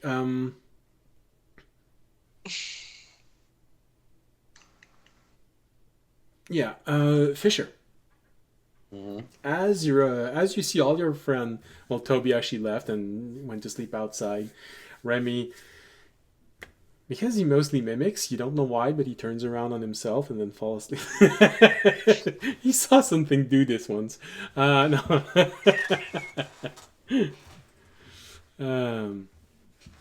No, I think Remy has a greater fascination with cats, so he would probably do the paw thing they do instead.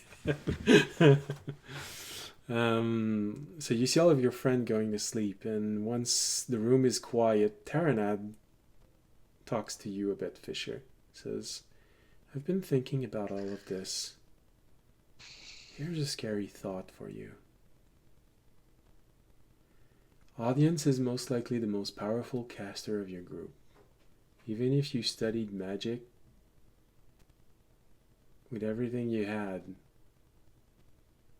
you'd barely be able to surpass him in terms of strength. And it's his gem. So when he goes in there, he's going to have more power than any of you to alter the world and interact with people in any way he wants. But I think that if you believe this, you're forgetting two important members of this group, which I think are more powerful than all of us put together. The first one would probably be the worst idea of all. Your son. I don't know how anyone would react in there. Yeah, that would probably... But he especially already... with the people's Yeah. predisposition against aberrations, that would probably just... However, he already knows more about the arcane than you probably ever will. His abilities would be incredibly more powerful than anything any of you could ever generate.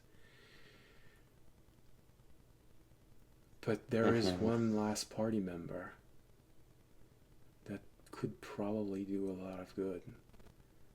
That we have no clue how powerful he really is. Onak. He is the most powerful divine magic caster of your group, by far.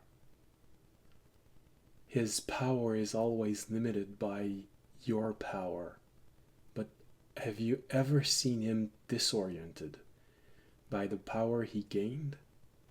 We have no idea how powerful he really is in his own realm. And on top of that, he keeps dying and being torn apart, but he always comes back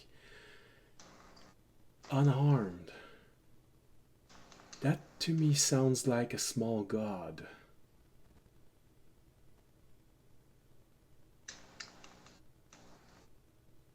Would you like to slap a bit of wilderness dust on his back and give him the gem? I think the world could do worse than having a neutral god. Yeah. Yeah. Nature elementals are known to be neutral in nature. Mm-hmm.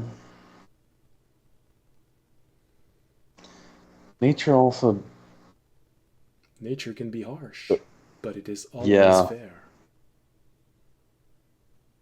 Or you could give it to Turan A, and then it would really be strong. Well, that's the difference between Turan A and Ohunak. Ohunak needs your power to fuel him when he's here.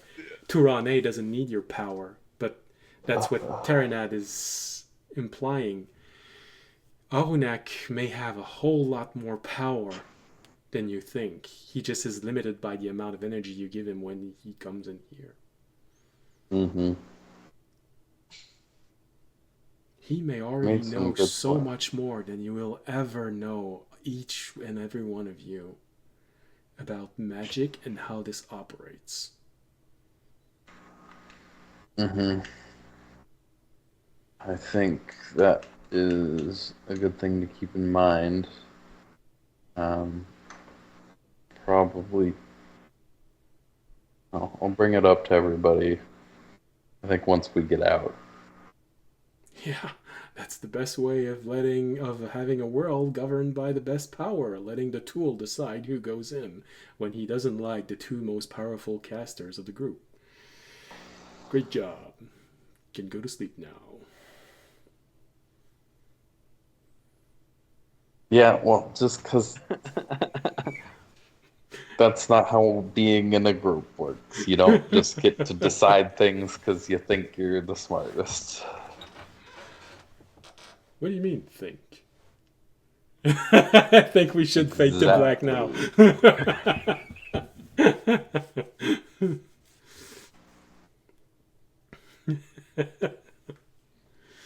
So, as the argument keeps on going through your sentinel sleep, unless you want to actually sleep, but I'm pretty sure that on the eve of apocalypse, Fisher would not necessarily want to sleep, but I don't know. Have I slept here before?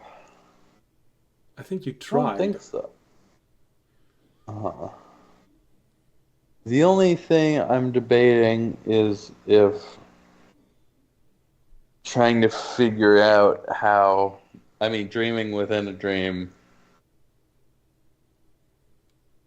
is its own thing, but also if we are actually 1,000 years in the past, if you know that in the Misty Isles there have been construct gaining self-awareness for 400 years. So that's still 1,100 years. Right now you're 1,100 years too early for this. So if you get any message, it's it would be interesting, but probably very different. All right. Then no, I wouldn't. Okay. Then in that case, like I said, the night fades away and we go to the break. Hold on. The actual place where the marsh sound came in. And we've been playing marsh sounds for the break since then because Val and V kept asking for it, but she's not there anymore. I don't know why we keep playing the marsh sound. Because it's the best sound. It's the ritual now. Yeah, no. It became the... and no, I do agree that it's kind of nice. Well, sometimes you have a duck laughing at you, but... Alright. Be back in 15 minutes. Have a good break. Bye.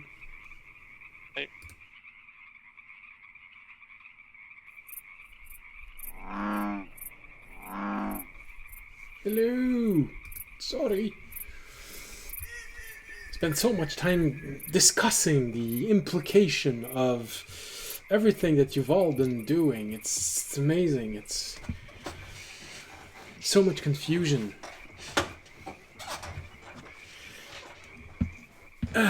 No, I had to go to the bathroom and get some water. Alright, so... Oh yeah, we don't need the marsh sounds anymore.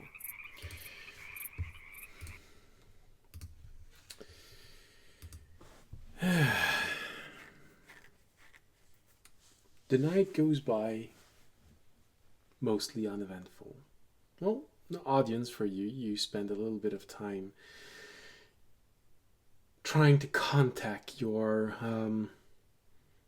little creature inside of your object.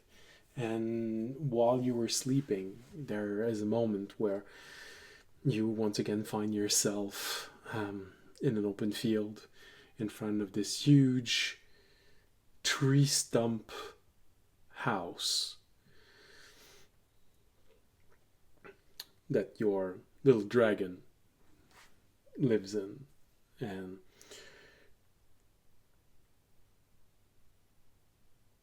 you have this brief moment of going to his door. Would audience knock on his door, or would he just go inside? I'll knock. Okay. I knock. I don't know, because technically it's inside of you, so you're knocking inside of your own at your own door. So, but you hear the dragon go. Did we have an appointment? I forgot about it. I don't think so. Okay, good. You can come in. I'll come in. Hi. Hey. What? I don't know if you've been paying attention, but big day tomorrow. Yes, this is why I've been checking all of the wiring we did, making sure that everything works well. And he just flicks this huge piece of metal sticking out of a tree stump, and you have this moment of burp. I think everything's gonna work nice, or you're gonna blow up. Alright. We haven't tested it properly. Well, hopefully I trust you. I'm here because I picked up these couple of gems, and I was wondering if they could be eaten. Oh, let me see. So, like, He takes. Do you give him both gem, or do you just give him one? just give him. Well, I'll just give him one. I'll be like, I just want to be like, yeah. I just want you to check and see if I could use them with my object. Interesting. He smells it. Mm. Oh, it has a spicy smell. Licks it. It's like trying to drink swamp water.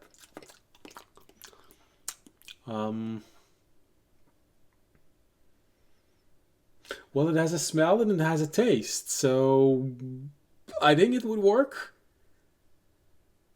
Okay. But I think it might also give me indigestion, so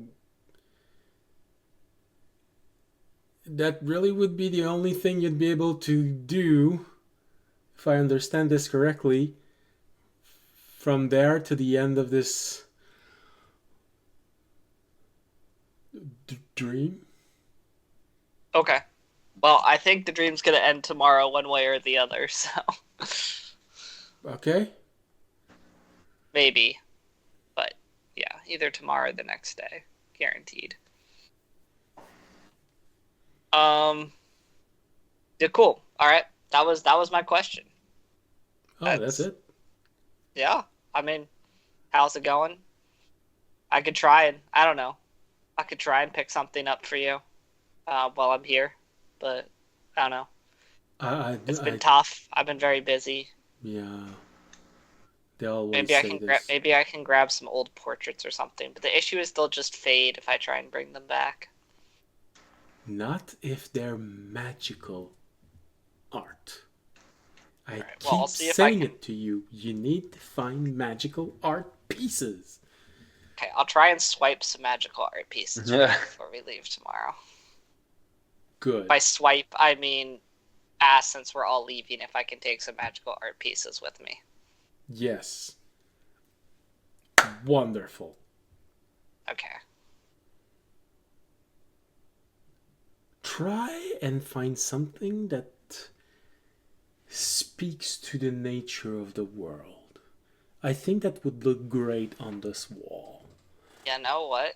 I'm sure there are some people who are like worried about the history of their city disappearing. I could probably convince them that since I'm trying to escape tomorrow, I can take their art with them. They'll probably give it to me. Yeah. Go see I'll some nobles. I'll get up. I know we have to be at the throne at 8:30, so if I get up at like 6, I'll go and I'll get that done before we go to the throne room. Yeah. Get some nobles. They often have very pricey object. One of them might actually have a magical thing. Take one of your friends that can see magical objects. All right. That would be great. Awesome. Yeah, something that just would go on that wall over there. I think it would be great. I could put a pedestal in front and see if you find a statue. I just mean, it just would go really well there. Okay. I'll look into it. Right. Good waking up.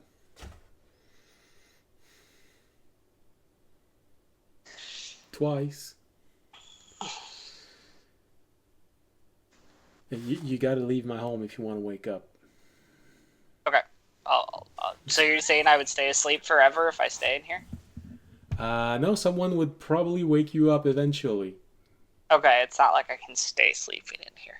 No, but Just don't fall asleep again. It's sort of a symbol. It shows your inside world that you want to leave. It's if you had a better control of your mind, you'd probably just be able to, but you don't. So go with symbols, and leaving a place is a symbol that means you want to leave. Do you think if I throw myself out of your door, I'll fall out of my bed? I don't know. I'd say I never tried, but I can't try because I can't be outside of here, so... Cool. I'm gonna open the door and jump out of it. Audience just shoves himself out the door. Make a dexterity saving throw.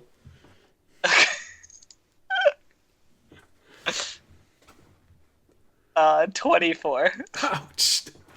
Well, unfortunately, your body's reflex to disconnect the part of your body that prevents you from running inside of your own dream sort of works well. So instead of just falling out of your bed, you have that moment of waking up doing this. Oh. It felt like you were falling, but your body didn't move completely according to it. Okay. All right. Well, good to know, I guess. All right, I'm gonna go wake up Remy. Remy, you get woken up at the crack of dawn. The sun is barely up. You can just barely see the first rays of light going through your window. Ah. It's been a while since you woke up at that hour of the night. I'm gonna tell Remy my plan to get some sweet loot and art before we leave. I'm like, let's go, man. We got a mission. Before our actual mission. Art heist.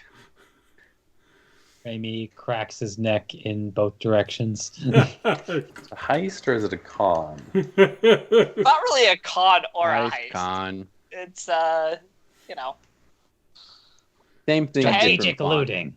strategic looting. You're swindling people. I mean, we're not, because their stuff is literally just going to be destroyed or go to waste. There's nothing we're saying that's a lie. We're just trying to bring their stuff to better use. At the crack of dawn, you see a dragonborn and a kenku walking down the streets looking for a big house and waking the poor people up of that house. Probably at 7 in the morning. Yep. We're gonna basically, well, I know about some of the nobles. I'm basically gonna start just going to all the nobles I know a list of and seeing if they'll give me magical paintings or objects that we can take with us. And you know, Remy looks at the house, and you stop in front of one house, and he goes, "No," and because you know the kind of house that you've been delivering your poached good to, you know. No, they don't have enough money. Yeah, maybe. Oh, looks like these people would have a living tiger in their basement. Yeah, we'll definitely knock on those people's houses, because they're also the type of people that will want their future Secured. they'll want secured.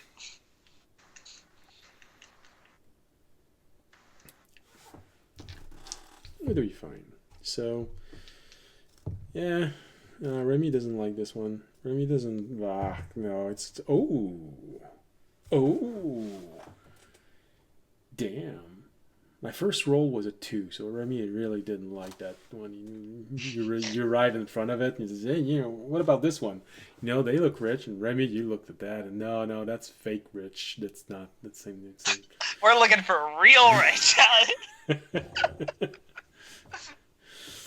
Second one, you rolled a 7. You're like, it's rich, but it's just below average rich, so it's sort of upper middle class. Maybe they have something, but it's probably mostly their store. They got money. It's understandable that you'd mistake that for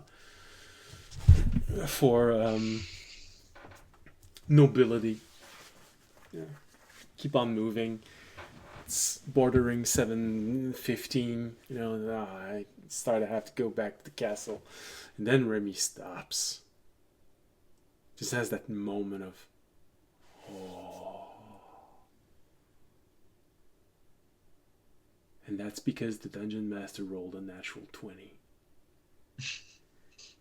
So Remy looks at that house.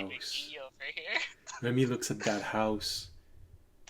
And Remy, you see 2 important signs in that house. First, you see something that talks to your thief camp knowledge. There's a small scribble on the side of the door, meaning that this family was watched over by what you'd call a mafia or something. Nice. But the second thing, and that's because of the natural 20, which basically says that every single thing that can go right did go right on this one, and it's the best possible outcome for the circumstance. Door was left unlocked, but everybody went right by it during. No, even better. The door has been left ajar, and you can't hear anyone inside. Those nobles abandoned their house during the night. It's empty. Oh my god. Time to ransack. I'm just gonna look at Remy, both their eyes get big. I'm like, time to go, buddy. We got an hour. Let's make the most of it. I guess it's not really stealing if they left it all behind. Yeah. I'm like, God, what terrible people abandoning the city in their hour of need. I'm sure they wouldn't miss any items they left behind. Like they get to pay their severance tax. Yeah.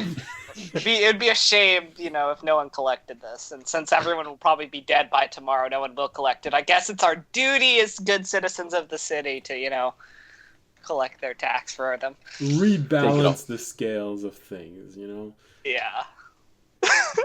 And Remy, they've been watched over by guilds, mafia, whatever the equivalent is in this 1,000 years earlier, so they probably tried to buy their way outside of the city.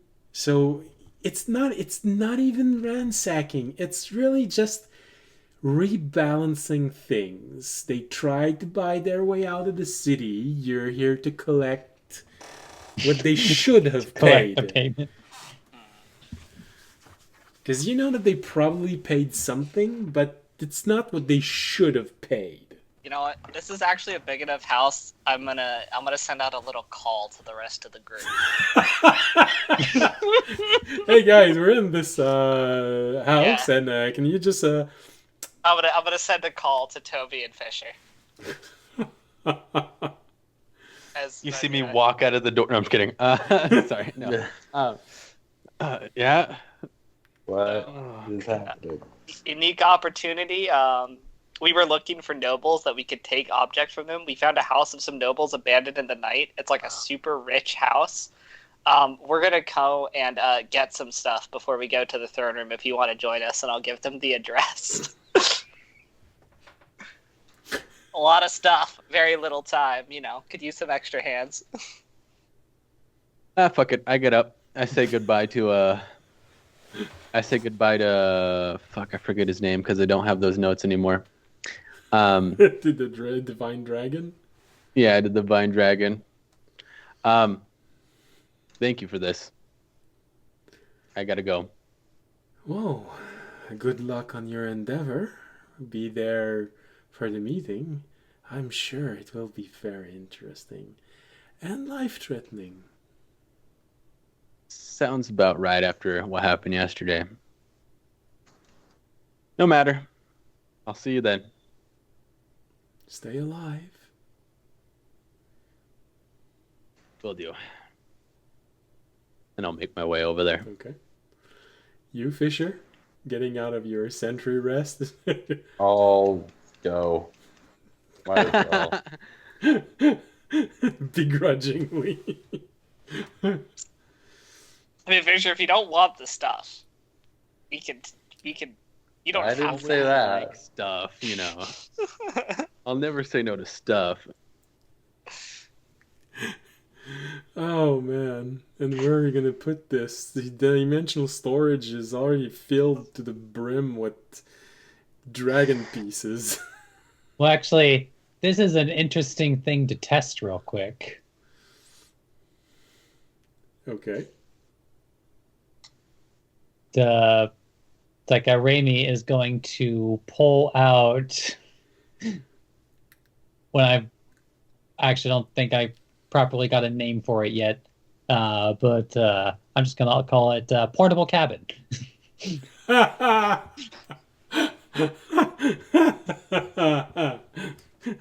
Okay, right. An audience, this is the first time you see this. Remy pulls out this small little thing and unfolds it into a cabin large enough for 6 people, with a small kitchen and a living area and a Can we bathroom. store stuff in that? Can we store stuff in that, Remy? Raimi is going to test that now, as he's just going to walk in, put in a ration can, make it shrink, then make it come back out again, and then see if the ration can is still intact.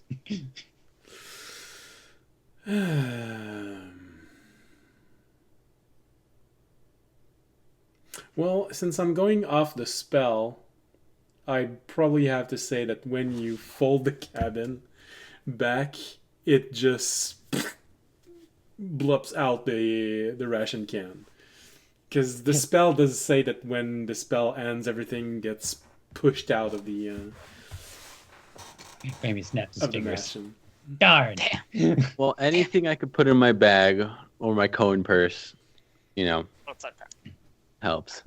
We'll stuff. We still got some room in my storage space. It'll be okay. Also, we can objects. Anyway, let's go. Remy and I are gonna go. You guys can get there when you get there. We don't have a lot of time. I want to get as much stuff as we can. Well, Toby actually probably gets there pretty fast because he can move pretty fast. Yeah. Since Fisher seems to be doing this begrudgingly, he probably arrives very late to this.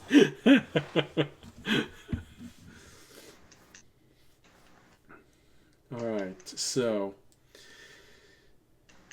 Well, here's the thing. It's a bit hard to figure out what's magical. So, does Remy sacrifice a 10-minute of looting to cast Detect Magic? I would definitely say yes. That would probably be worth. Well, I mean, it would be more efficient considering, like, anything that isn't magical, because Raimi only just yesterday, and when I mean just yesterday, I mean in real life, or in non-dream life, it's like only had just commissioned the bag that would have preserved things in it for significantly longer. So...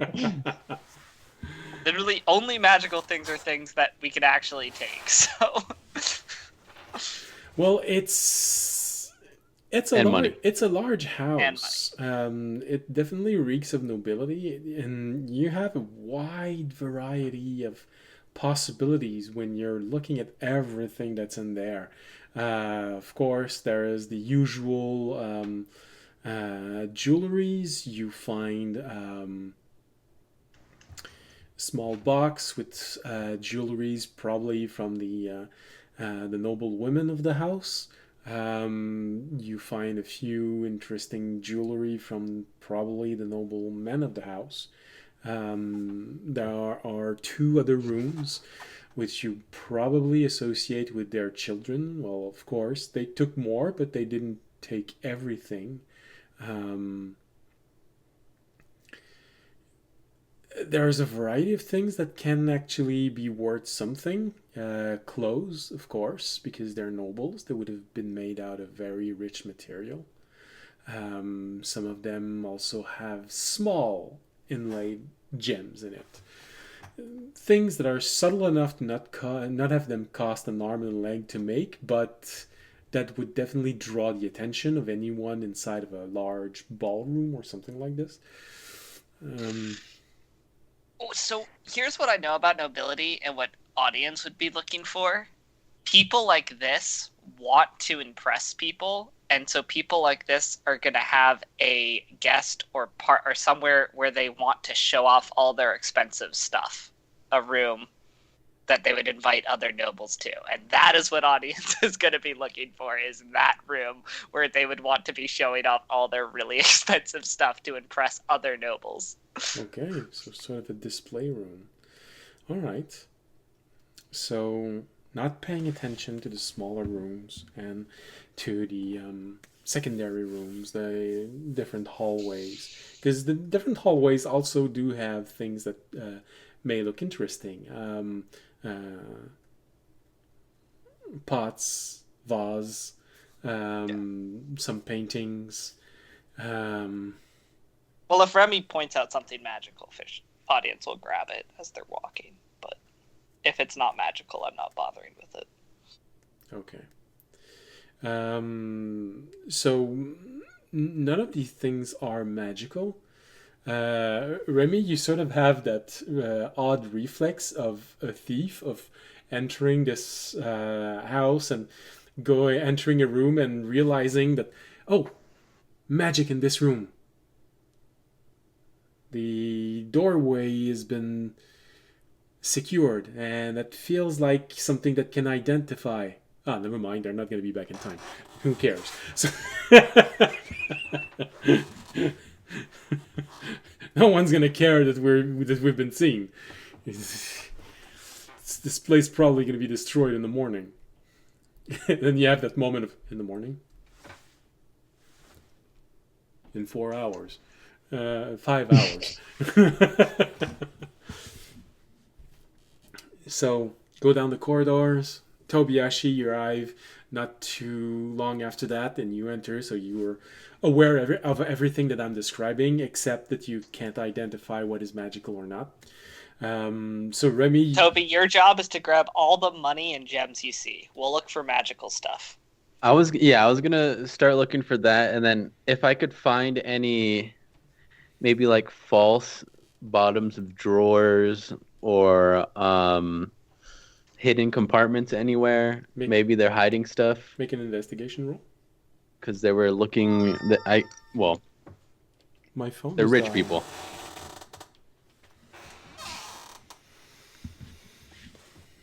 Okay, you said investigation. Yeah. 15. 15. Okay. So that's burglar good level, but that's not master thief level. Sounds about right for Toby. Yeah. I'm just learning this sneaking around stuff, okay? I've only had a master for a couple months. Yeah, your actual master would probably be against it. So I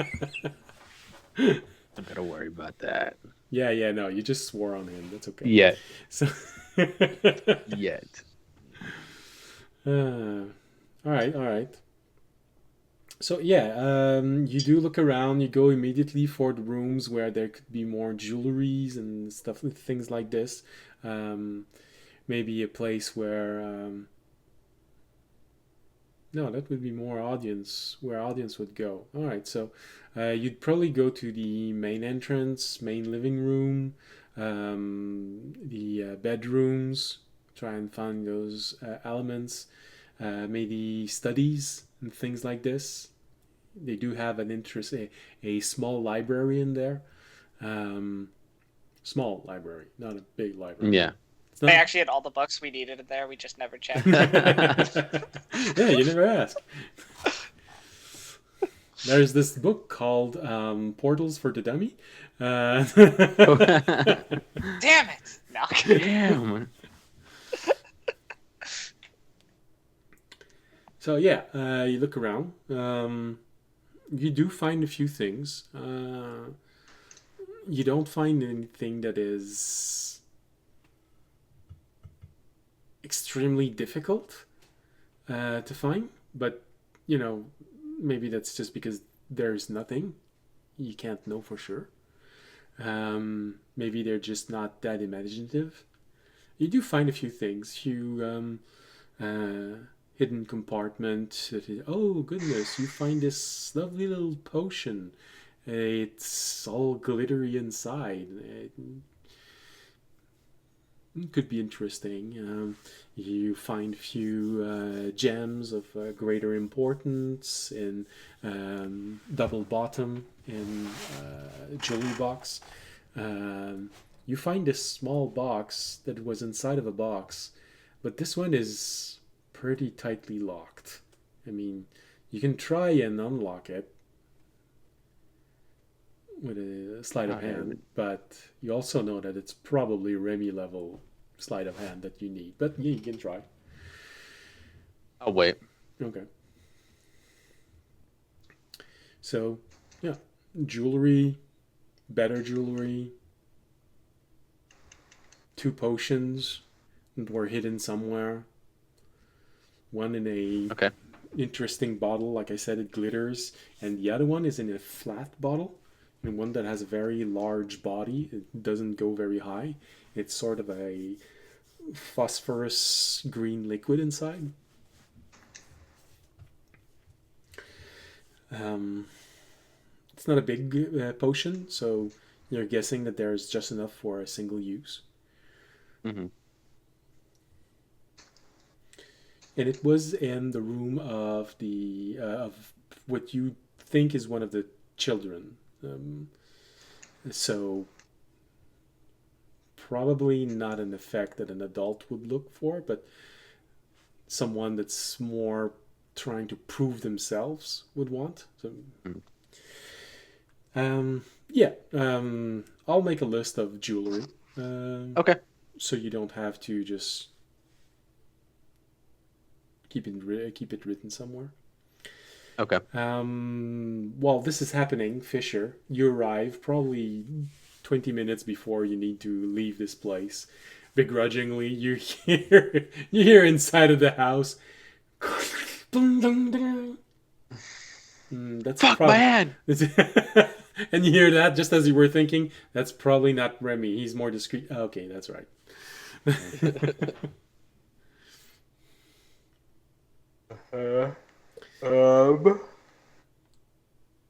Yeah. I just kind of go in and go find somebody. See if they need help. All right, so you try and find someone. We got 2 party moving in there, so we've got 1 party that's 1 person and 1 party that's 2 persons, so even or odd. That's that's an easy one to go. Did you find Tobiashi or you find audience with Remy? Even, you find audience and Remy. As they're carefully going through a room, Remy, you cast your identify magic and looking about, and you're pointing out to audience little blip of energy. There is this interesting dagger that's on display. above a fireplace. Although the radiance of it doesn't suggest powerful magical object, it probably more suggests impressive piece of display or very low level magic. But some low level magic can be interesting. Who knows? You notice that there's a shimmering on the rug that's between two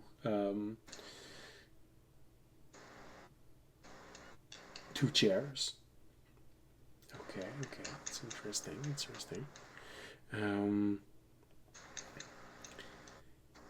You see a large, really large painting on one wall. But that's the odd thing. The painting itself doesn't glow energy. There's a single spot on the painting that glows energy. Almost as though, in fact, Remy will at least try it. It's like, maybe even just like direct audience to move the painting off to the side. Audience would do that. Audience tosses the painting across the room. Just throws it off. We don't have time to be mean. Like, you arrive in the room, Fisher, just as you see audience trying to remove a painting that's larger than him on the wall and just going.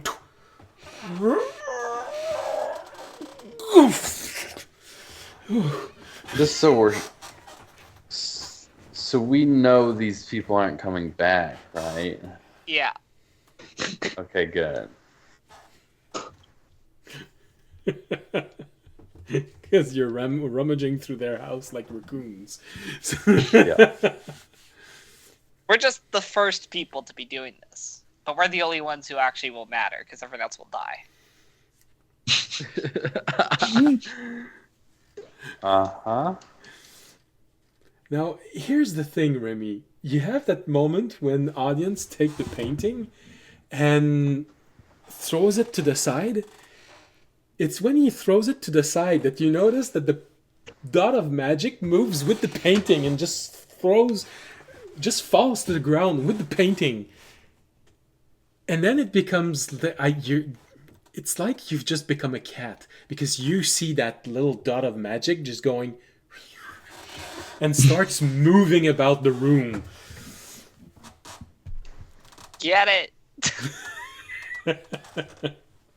Rabbit.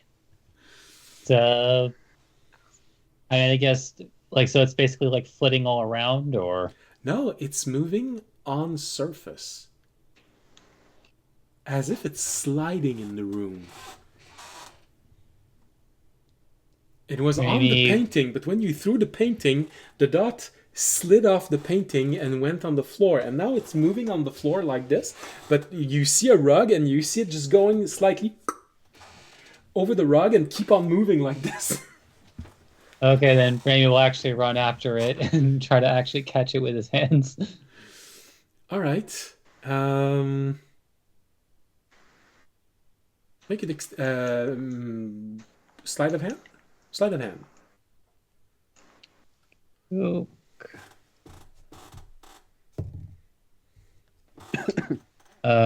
23. Damn.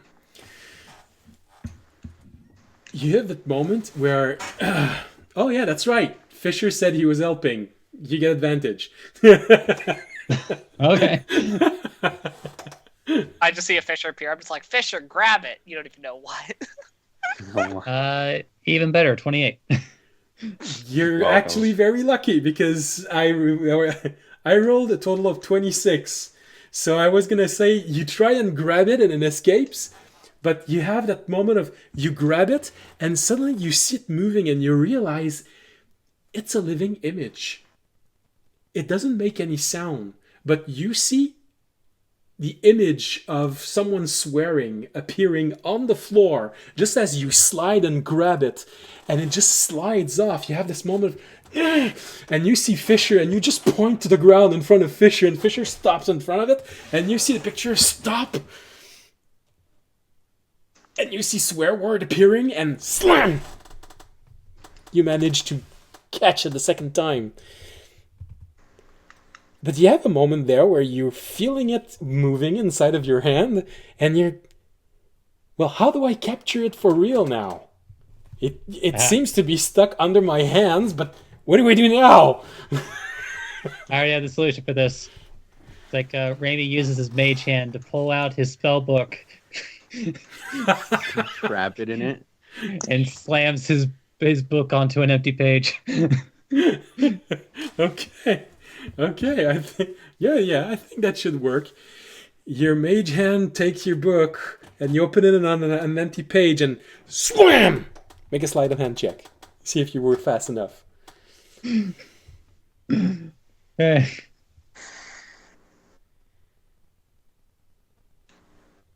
Okay, it keeps getting higher. 30, solid okay. 30. This time, since you knew what you were trying to catch, you just slide it on the ground and take it up immediately, and you look at your book. You notice that there is a moment where the image seems to be confused. So you close your book on it. Doesn't seem to be able to slide off the page.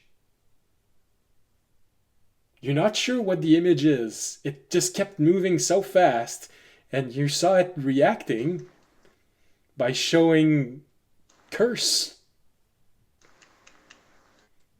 language, written curse language. All right, you have a living image trapped in your book. We'll deal with that later. For now, back to looting. I also did grab the dagger. I put the dagger in like my dimensional storage and other stuff.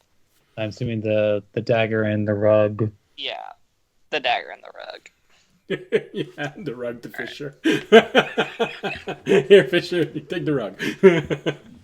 We'll put him on. Yeah, and then anyway, we keep looking. I keep looking for the display room. No, you're inside of a large living area, so you're guessing this is probably where they would display a lot of interesting things. This is why the dagger was in such a prominent place, so everyone would see it. So this was the display room. Yeah, this was the display room. It's more of a half display room, half living room, so people would... The way that it's organized, you'd get the feeling that these people would invite people there, and, after dinner, everyone would sit there and they would be surrounded by exotic things from different places. So it's really, no matter where you look, you find... Do I find any magical paintings that I can take for the dragon? Well, painting, you don't know, but you have a living image. The other thing that you find, and it takes a moment for Remy sort of to come back from the emotions of this, chasing this like a cat. There's a small object that catches your attention, Remy. It's on a small table, and you've only seen this in books. You've never seen it up close. But it basically looks like a snow globe. But it radiates magic inside of the globe. Right now, when you're looking at it, it is a single tree with pink petals. You've never seen pink petals. Tobiyashi, in your memories, you would know what this is, but you're not in the same room. So yeah. My foot. You hear her being screamed.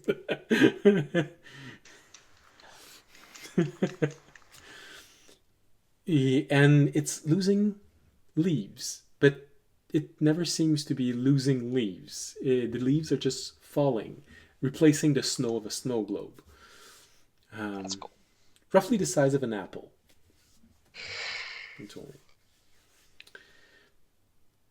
So those are the magical objects that you find that are not protected in any way. Remy would need to put a lot more attention in figuring out objects which have enchantment to protect them from being detected. That's always a possibility, but object like this in the room on display that probably have interesting effect and would create a sense of whoa. It's those 4 objects. You're not sure what the dagger is. You're not sure what the rug is.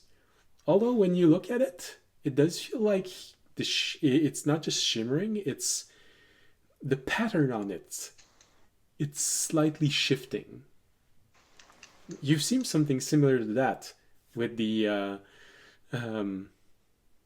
cloth that unnamed cloth that Jorg had, the one that was made from the wilderness material. Oh. But this one is red in color. So if it's the same thing, I don't know, made from the... You want to say charred realm? Fire realm? Cool. Yeah. You got it. Constantly smells like barbecue. You put your feet on it and it instantly starts smelling like barbecue. Yeah. Once we're done with the display room, the final 2 rooms audience would look for, which he assumes would be down, would he be looking for either a wine cellar with expensive alcohol that he could grab, that he know would age to be even more expensive alcohol. Oh, jeez. 100,000-year-old wine. Hey, I'm telling you right now, collectors would play a pretty 1,000-year-old wine. Yeah, from the original city. Are you kidding me? That's such a collector's piece. And also a potential vault. That would be the 2 things I'd be looking for: a wine cellar and a vault, which I assume would be lower in the house. Remy, you want to say something? Well, honestly, if Remy were checking for a vault, he would check the master bedroom first, i.e. a hidden vault. Okay. Fair enough. All right. All right, we'll split up. Audience is going down to check the bottom of the house for wine, for the wine cellar, and that to grab expensive alcohols. And Remy goes apparently in the bedrooms where he will meet Tobiyashi. And then the last question is, Fisher, did you with audience or Remy? I guess I'd stick with audience. All right.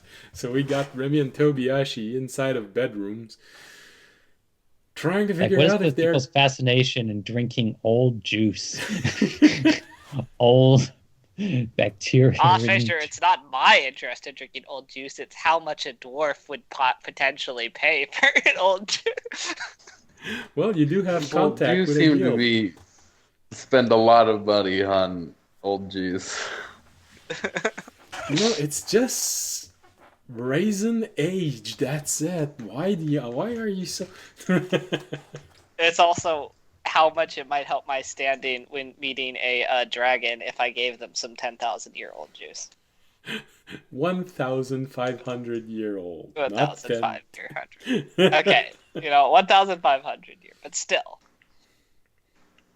Okay, well, yeah, no, a noble house like this would definitely have a wine cellar, so it's easy to go down there. And although there are more than one bottle that are missing, for your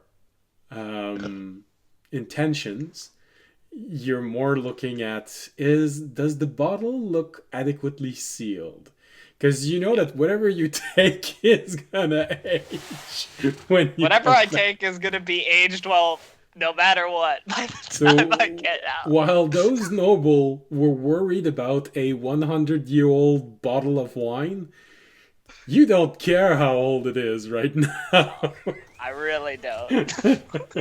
So, well, if Fisher helps you, investigation and trying to figure out which bottle are... Fisher, you're better at this than me. Can you tell me what bottles are sealed? Sailor training or something? Sailor training? I mean, it's kind of fair. Kind of fair, yeah. And it is only kind of fair. 2 and a 5, so a total of 13. Okay, so, Damn it, Fisher. You grab what you... I assume it was still better than me. You grab whatever you can. I'd like to have 2 It would have colors been. of dice. There you go. 1, 4. Yeah, that's good, that's good. Alright, so...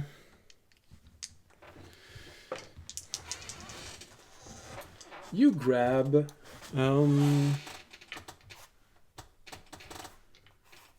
not that dice. This one here. Alright. You grab a total of 8 alcoholic objects. So Fisher points out. Fisher, you're doing this with audience. No, you rolled with advantage. All right, you gave 2 numbers. Okay. So you point out to audience 1 cask. You don't know what's inside, but hey, you think that it looks adequately sealed and it's large volume, so you know. There are 3 bottles similar to wine bottle.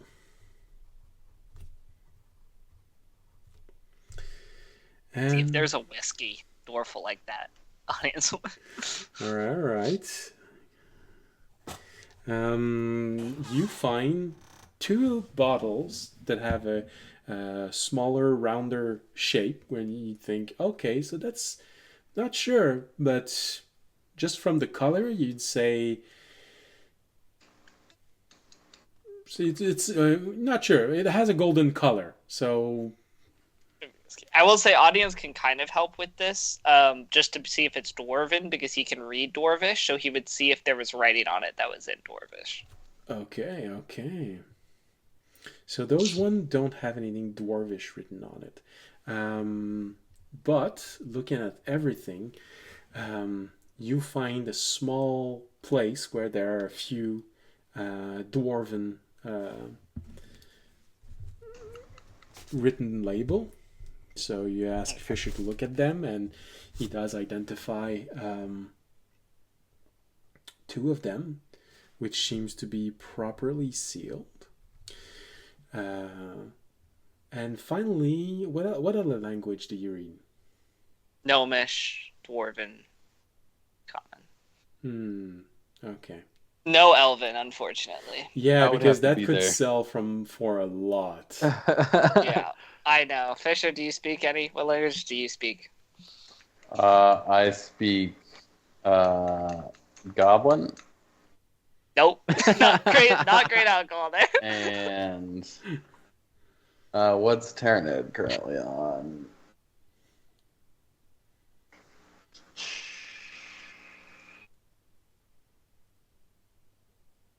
Come on. Eventually, they'll remember.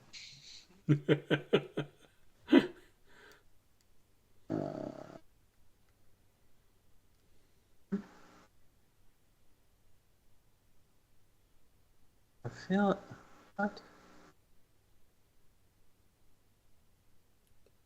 Who in our party does I speak normally Elven? have it Is it in Remy? the notes. Or... I do too. God damn it. You're gonna get a call on your orb. Does anyone speak Elven?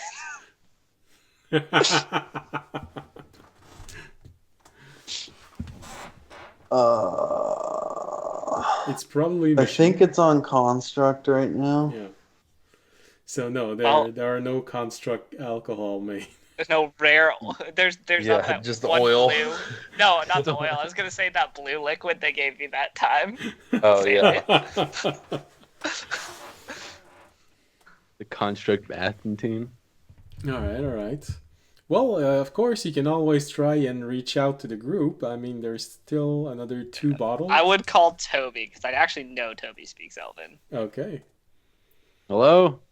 Toby, do you speak Elven? My foot! Actually, I know No, you sorry. speak Elven. Oh, no, that's just Remy. Sorry. Yeah, but what... When you have a chance, I'll tell him the locations. Could you come down to the cellar and grab some specific. We got the rest, but see if you can grab some elven bottles of alcohol. Those should sell for a lot. Okay, so just all the elvish stuff. Just find elven stuff and grab it. Okay. Meanwhile, Actually, I will. Meanwhile, you have Remy that's with an ear on the wall like this, and you just go. We're gonna probably head, or actually, we'll check out the rest of the basement, and then we'll head up, see if there's anything else interesting. But okay. Well.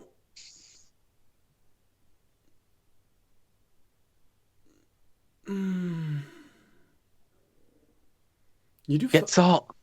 You do get salt. Yeah, you're right. Well, I feel like that chapter is done, so I don't have any incentive on giving you salt. Hey, if you want, I don't mind. Hey, we might, if we ever go back there, it'll be important. But salt did have a little importance in the Misty Isle, so I'd kind of more like grab. I think grab spices, to be honest, like rare. Well, like if spices. well, it really does so happen that a lot of noble kept part of their riches in things that could be preserved. So spices were a thing. And I was just about to say to you, you do find a chest that seems interesting. It's slightly decorated. It has a good weight to it, but it is locked. Cool. I'll grab the whole chest and throw it in my dimensional storage space. All right. When Remy comes in, I'm kind of like, I didn't have anywhere to put the jewelry, so I'm kind of just wearing it all. It's an odd combination, Remy. You've never seen Tobiashi wearing male and female jewelry at the same time. You know, he looks oddly masculine and feminine at the same time. Yeah, as soon as you open the door, I kind of get startled. I like lift my head up, but I was underneath the bed, so I'm just like, oh, fuck. Hello? Remy just gives a cat call whistle. Oh, hey, Remy. I have this box for you, and I think I got all the jewelry I could grab. And I hand him the locked box. Tobiashi's got 4 pairs of earring because now he can easily pierce his ears because he's just slime. So he's got 4 pairs of earring, 2 necklace, one of them wrapped up around his head and going down his back. He's got a ring on each finger. two pairs of bracelet on each of his arm and 1 pair on his ankles.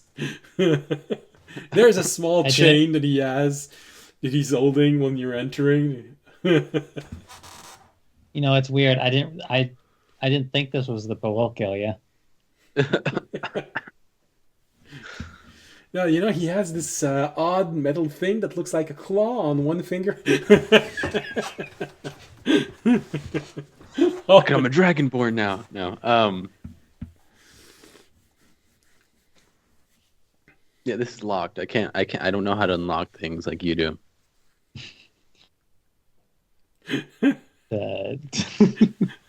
So Tobiashi leaves you in the room that you just arrived in, probably the master bedroom, just shoves a box in your hand and I gotta go, audience wants to see me.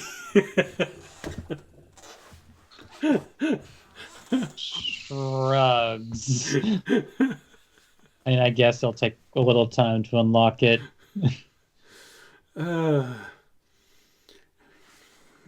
Use your thieving tools.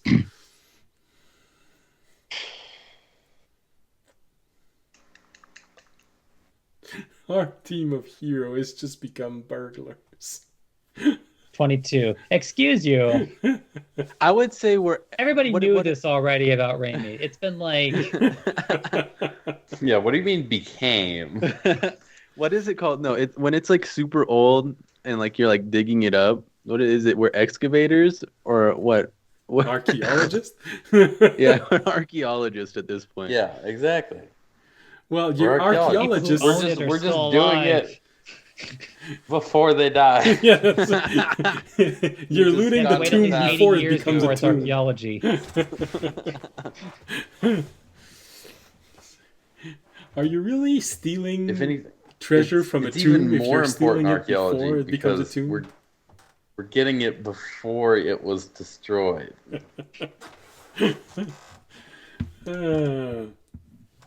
You know, it's a good thing that only one of us in the call has the anthropology degree. Well, I've loved. What are you talking Hey, about? this Look at is my back wall. I'm archaeology, kidding. not anthropology. Totally different. Yeah, no. I mean, technically, if you find a pet and you take it now, you find the pet before it becomes a pile of bones. So technically, Yeah. All right, so you leave Remy alone in the room, trying to find a safe of some sort. Remy, you know all the places where these safes are usually hidden, so I'm gonna let you do your investigation with advantage, because you've seen it all. Oh yeah. So the thieves' tools was a 22, Okay. and this one will be a 27 for the investigation. Okay. So you open the jewelry box, and there's a brief moment where you have this reflex of going, I really should have known. But at the same time, it's okay that I didn't know. You get hit by a small trap, but it feels like a trap that was meant to deter their children from stealing. It's just a small needle that just goes, you bastard!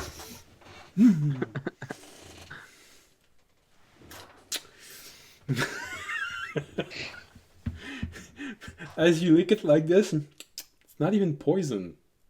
It's almost disappointing. Okay. Well, it would have been hilarious if they poisoned their kids.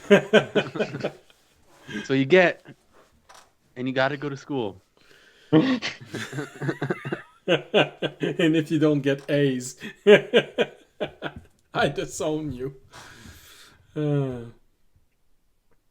So, yeah, it's a jewelry box. Of course, in this jewelry box, there's some lot pricier gems. You get the feeling that you're watching the private collection of the miss of the house, the lady of the house.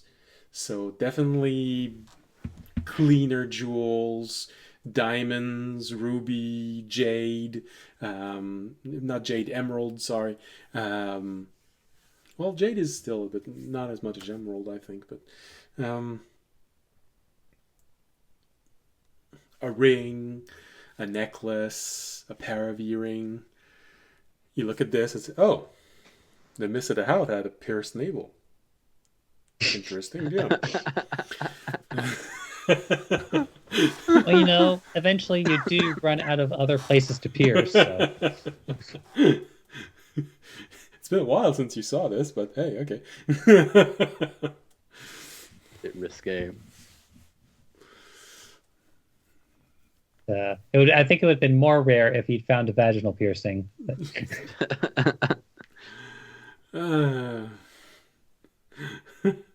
Wrong part of the world. It's more in the southern part of the world rather than the northern part.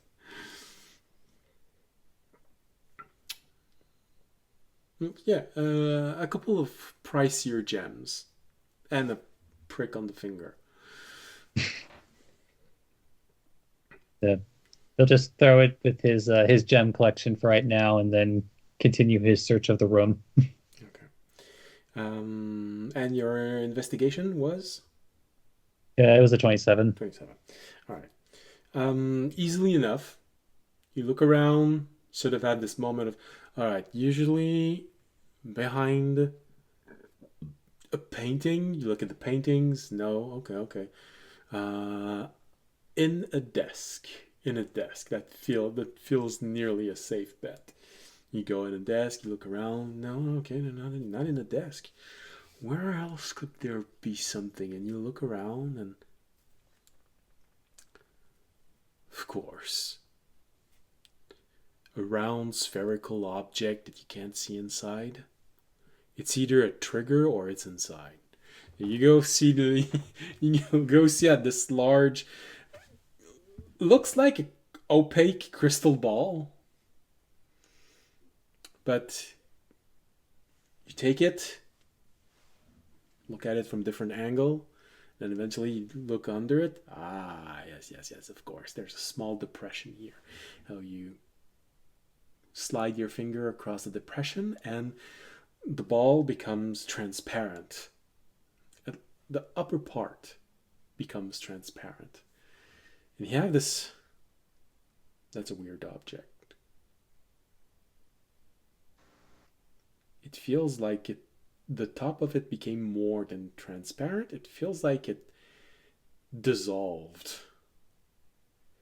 But there's still a shape of round inside that seems to be more made out of mist.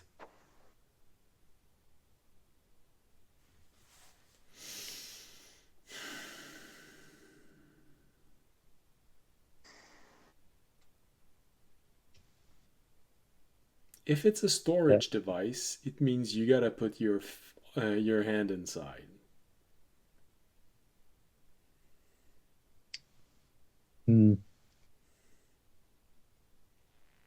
I guess first gonna test it, since apparently they have like some sense of security. Does the mage hand want to go through that, or does it get blocked?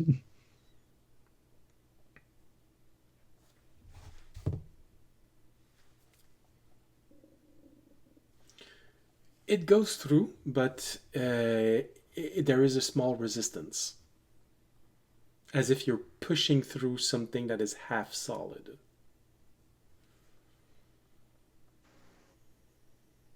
Okay. Like you're pushing through a bowl filled with sand.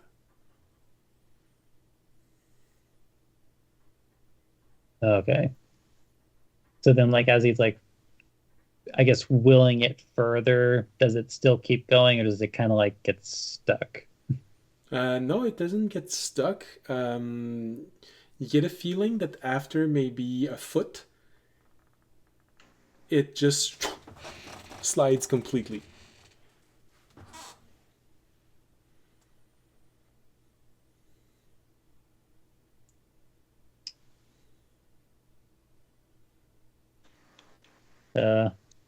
Well, I guess if it's dangerous, I'll find out.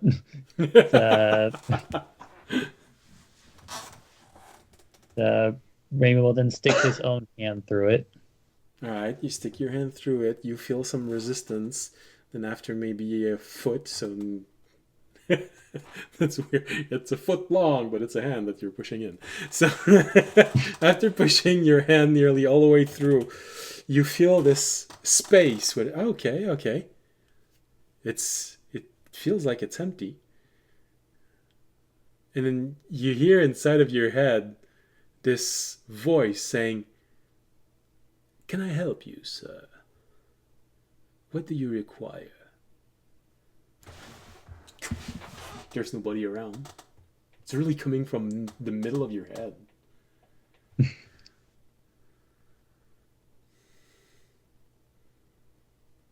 Making a withdrawal. Very well, sir. How much would we like to withdraw?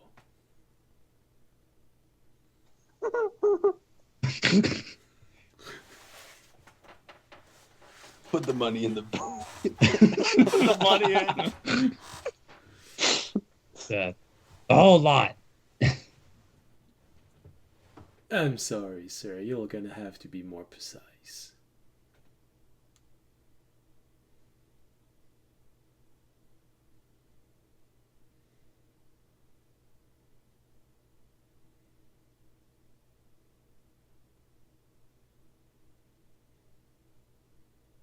Could I make a request, sir? Of course. Then you'll say, all right, what's all in the stock? Then the camera push outward and we see Remy having a smile that slowly grows. You got a nasty inventory of stuff inside. You get the feeling that, okay, this is interesting storage. You got a butler inside that you're not sure if it's an actual butler or just the voice of a butler. But there is, for a noble, not for adventurers, a substantial amount of money. But, for a noble, 1,000 gold is substantial. For an adventurer, it's short change. A variety of small objects, mostly trinkets, but beautiful trinkets.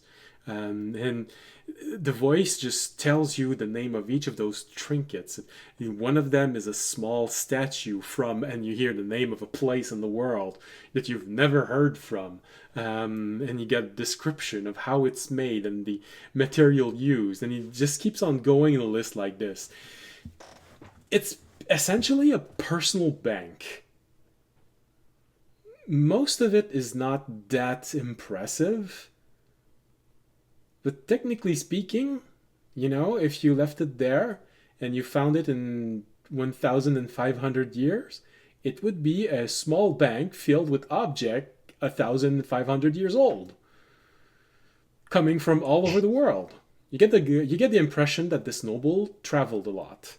So it's mostly pricey art from rare place around the world. All right, throw the orb in there. No. No. So I guess the one question that would have to be at the back of Ramey's mind, what exactly would happen to the orb and its capacity to store things after a time jump? Like... Well, newly made magical object, you know that they have a fair chance of surviving the passage through time. Because most of the objects that you brought back with you the first time were starting to lose their magical charge, but were still operational. So magical objects which have been made in the last few years from where you are now have a very high chance of surviving. If the object is too old, let's say it's something that was made 400 years ago and it's something that the owner of the house found somewhere, then the chances of the enchantment expiring would increase. Now, what would happen? Are they all going to get crushed? Or are they just going to spill out, and when you find yourself in the present, you're going to be surrounded by a mountain of object coming from all over the world? That's the elements you do not know.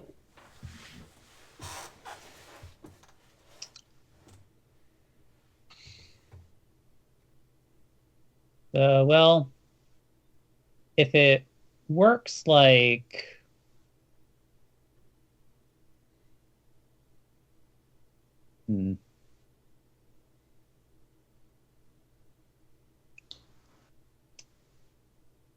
I would say,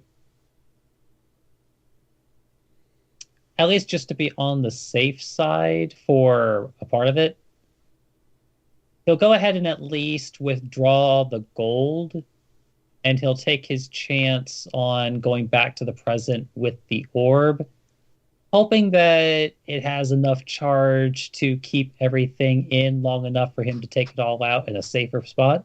Okay. So you withdraw 1,200 gold. And Is it 1,200 gold, or is it the old coins that we found before? Well, it's gonna be. well, the thing is, it's 1,200 gold, but coming from all over the world. Oh God. Because it might be worth more as just collector pieces than the actual gold.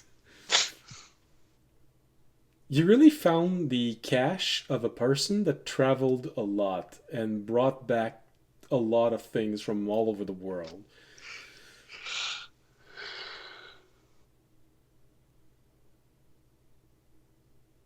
So then, yeah.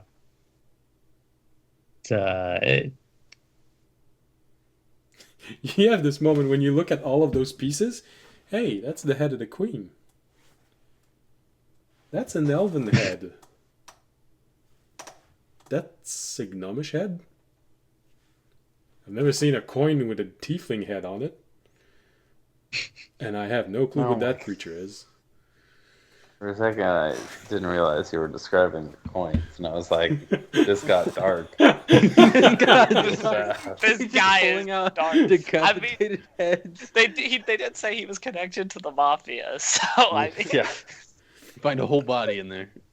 Well, you know, Remy was surprised. Who knows? Maybe I'll decide at the last time, because of all you just said, that they are shrunken heads. A shrunken head of it. Dark magic. Gnome? Voodoo. Alright. So, I'm gonna write this down. So,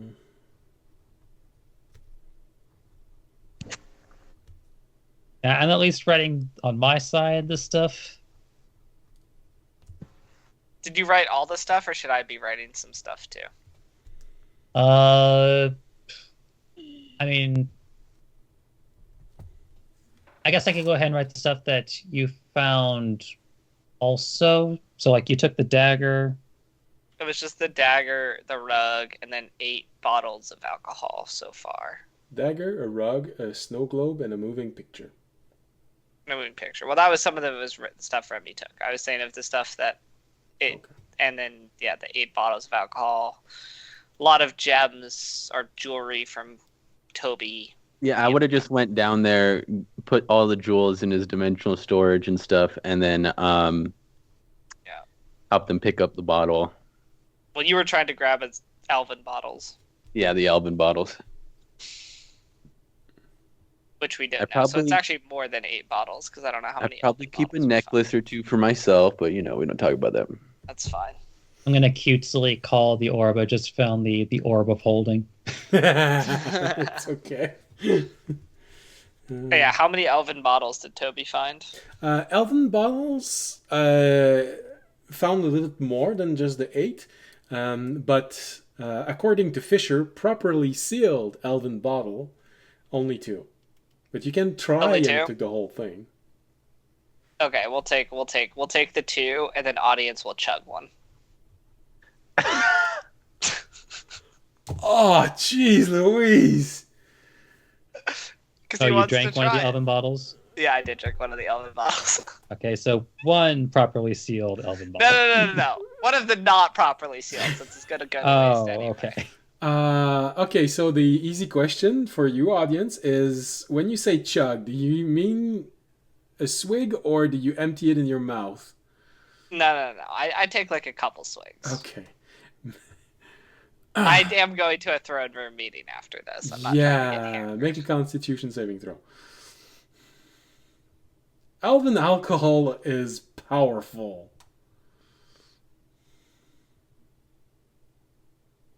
Uh, 23. Okay. You have How do you get the most Zen people in the world drunk? The answer, magic.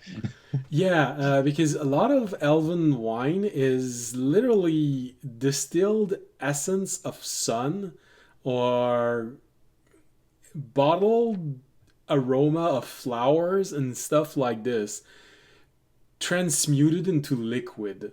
So it's magic, it's potent, and you take a good oh oh, you have a moment where it's like, oh, thank God I'm not a lightweight. Oh, yeah, that cleans the nose. For God, sure. that's Wait, good. I want God, some that's just the for the. stuff. I want some just for the taste. Because Here, I can't get drunk. small sip, Toby. Small sip. It's very strong. I'll drink some, but I can't get drunk. So. Oh, you can't get drunk? Because he's a monk. Oh, fair enough. So that's why I said just for the taste. Okay, I'll pass him some. I will grab the rest of them, and we still have the barrel. We still have some barrels in there, right? Like barrels that have been empty. There's one cask. I'll put some of the not sealed ones in the barrels, so if it breaks, it'll at least like the liquid won't go everywhere. Seal the barrel. Well, no. Here's the thing. It's not the reason why I said properly sealed is if it's improperly sealed, when you're gonna wake up in your time, you're gonna find yourself with 8 bottles of vinegar. If it's properly sealed. You're gonna find yourself with aged alcohol. I will just honestly, if that's the case, I'm actually just gonna grab a lot more of the bottles than we said before and just put them in the barrels and see which ones are good when we get back. Okay. So I'll just grab a whole ton of bottles of alcohol and we'll see which ones are good when we get back. Fisher, I get the feeling that you're watching audience and now Remy, and not Remy, Tobiyashi, and there is a wave of... Remy on the other side of the screen is horrified, but... But Fisher, I get the feeling that you have a wave of exasperation as you're watching Tobiyashi and audience.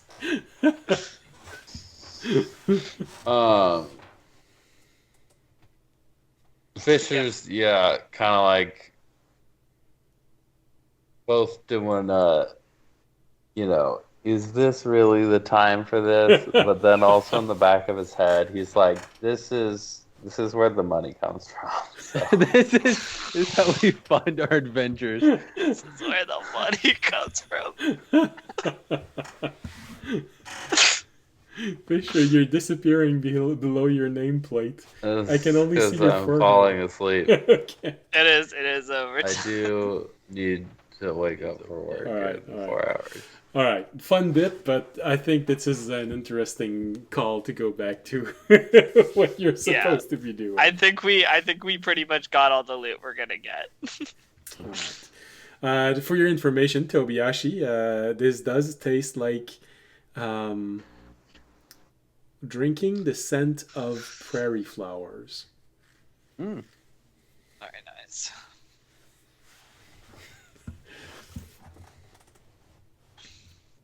All right, so you finish funding your adventures. Yep.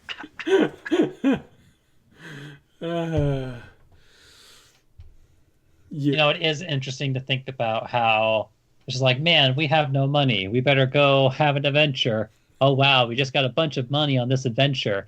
Let's spend a bunch of money so we can go on more adventures. Oh, darn, we don't have any money. We better go on an adventure. Man, it's a pyramid scheme. It's a pyramid scheme. All right, let's just rob a noble person's house. That'll get us back on track. And then, one more job. And then you're all going to... job. Just one more score. I think that's how it starts. Score. Just chasing the score. You go back to your wife, you're like, this is the last job, I promise. I swear, honey, it is. So, after a good 45 minutes of looting this house, you find yourself, all 4 of you, at the front door, looking at the sun and realizing, oh damn, we gotta run, we're gonna be late. All right, let's say this here and now. We're splitting all the profits, right? Yeah, no. Okay. All right, that's it. That's all I wanted to know.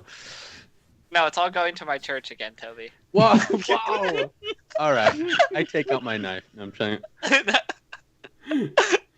No, that's okay. You just have to give him all of the cooking vinegar that's gonna be in the barrel.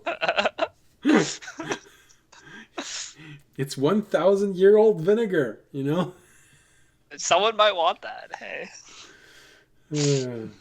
All right. I could use it for cooking monsters. Yeah, I'll sell it to Core. I'll sell it to Core so he can cook. He can cook his monsters in a 1,000-year-old vinegar. Jeez Louise. All right, so you all are back to the castle, barely arriving in time. There was this moment where you thought that maybe you were gonna miss it, but you didn't. You arrive, a bit winded. Audience smelling like elven wine. Actually, what audience will do is if the guards aren't gonna let him in at the door, he'll be like, "Here, take this." I'll just pass one of them the bottle of elven wine he was running with, just like, "Here, you'll need this today. Trust me." When you start seeing the bombs coming from the sky, just drink a good swig. Yeah, you'll need this today. This is for me to you. Trust me. All right. We're gonna end on you arriving at the door. Large double door of the throne room. And just as you're entering, close to the door, you see Kalina on the other side, the queen. And she's talking to a priestess. Now, Remy is probably the only one who has enough perception to hear this. But what you're hearing the priestess say to Kalina is, I really don't know what it means. You hear Kalina go, just say it. We're about to live through the end of our world as we know it. Anything you might have can help.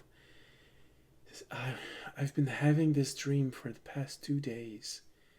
It's so strange. It feels like it's just something that came to me. In my dream, I see these people fighting a titan.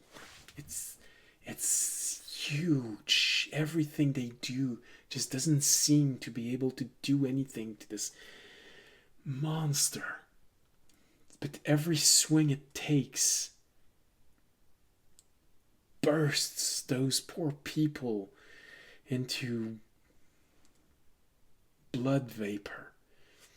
The ground itself seems to just get carved by every swing it makes. Then I see this group of people getting hit by this huge mace that this titan has, and one of them falls to the side.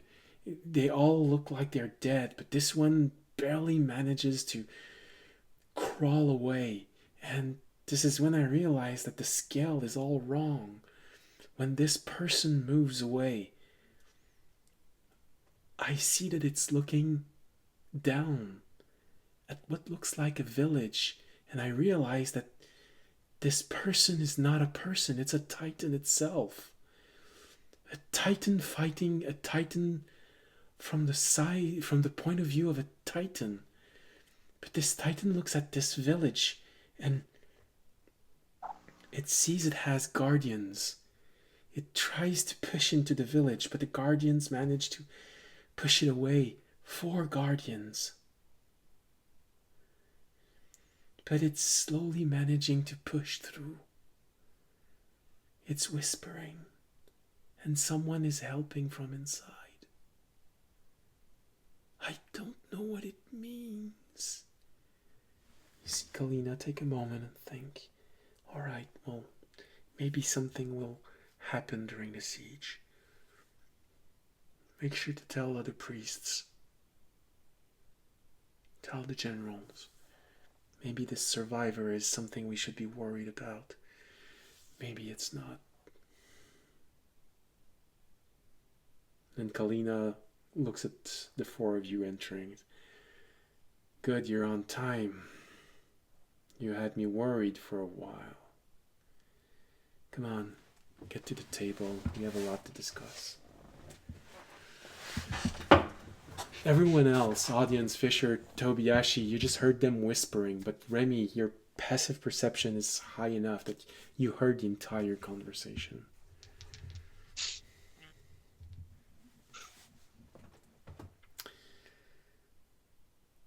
And this is how we're going to end this session. Because I think that Fisher is going to fall asleep if I start debriefing, so... So he might wake up again if you start debriefing. That won't last very long. I saw you nearly fall asleep twice, so I think we should really finish today's episode. All right. So with this, I think today should be the end of the episode. Anyways, I did my best to create a battle map for the end of this, but it was lacking a lot of details. Now I'm gonna have time to make a proper map. Yeah, the whole heist thing was planned. It was actually in the script to give more time. No. No, actually it was not. Everything that happened in that house was improvised. That's why I took notes. That heist was definitely not planned. That heist was my way of being like, how can we get money? So yeah, if you want to know how it looks when at the end that can improvise, what at the end that can improvise looks like, this is what it looks like. Absolutely nothing that happened in that house was planned. This is why I actually took note of the things that I said. So Alright, I'm gonna go now. I'll see you guys. See ya. Alright. Bye. Have a good night. Alright. For everyone else, thank you for being here tonight. Thank you for...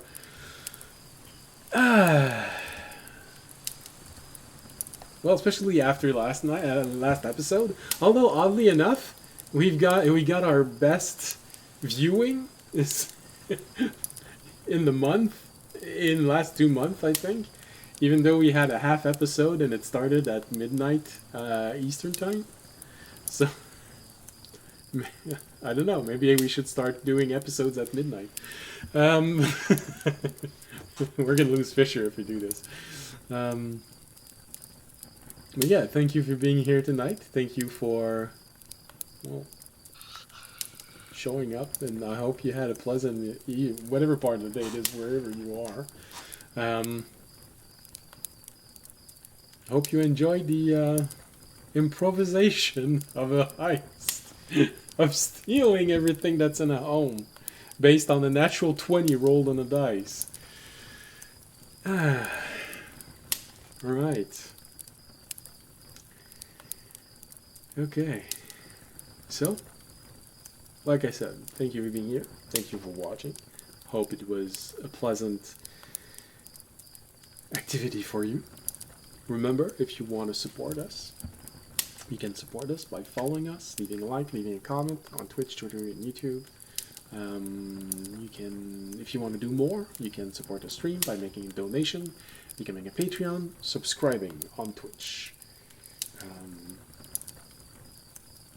I think that's all you can actually do. That involves giving us something. But if you can't do any of those, because you're not good with writing, you don't want to leave much of a trace on the internet, because you don't have the money to make a donation, there's a very free thing and mostly effortless that you can do that tremendously helps us. That's spreading the word of the channel. So, with this, thank you. See you next week. Next Friday for the rebroadcast. Next Wednesday for the live session. And Thursdays for the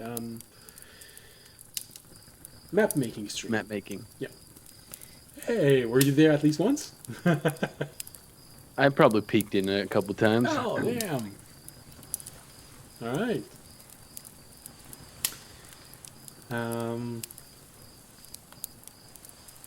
Yeah, that's it. So, see you then. And who knows, there are starting to be a little bit more people right now on Twitch. The indie channels are starting to go up in numbers again, so maybe I'll find one that we can raid if we have enough raiders on Friday. And that is everything. Thank you for being here, like I keep saying. See you next week, and as always, stay safe and stay healthy. Good night. Good night.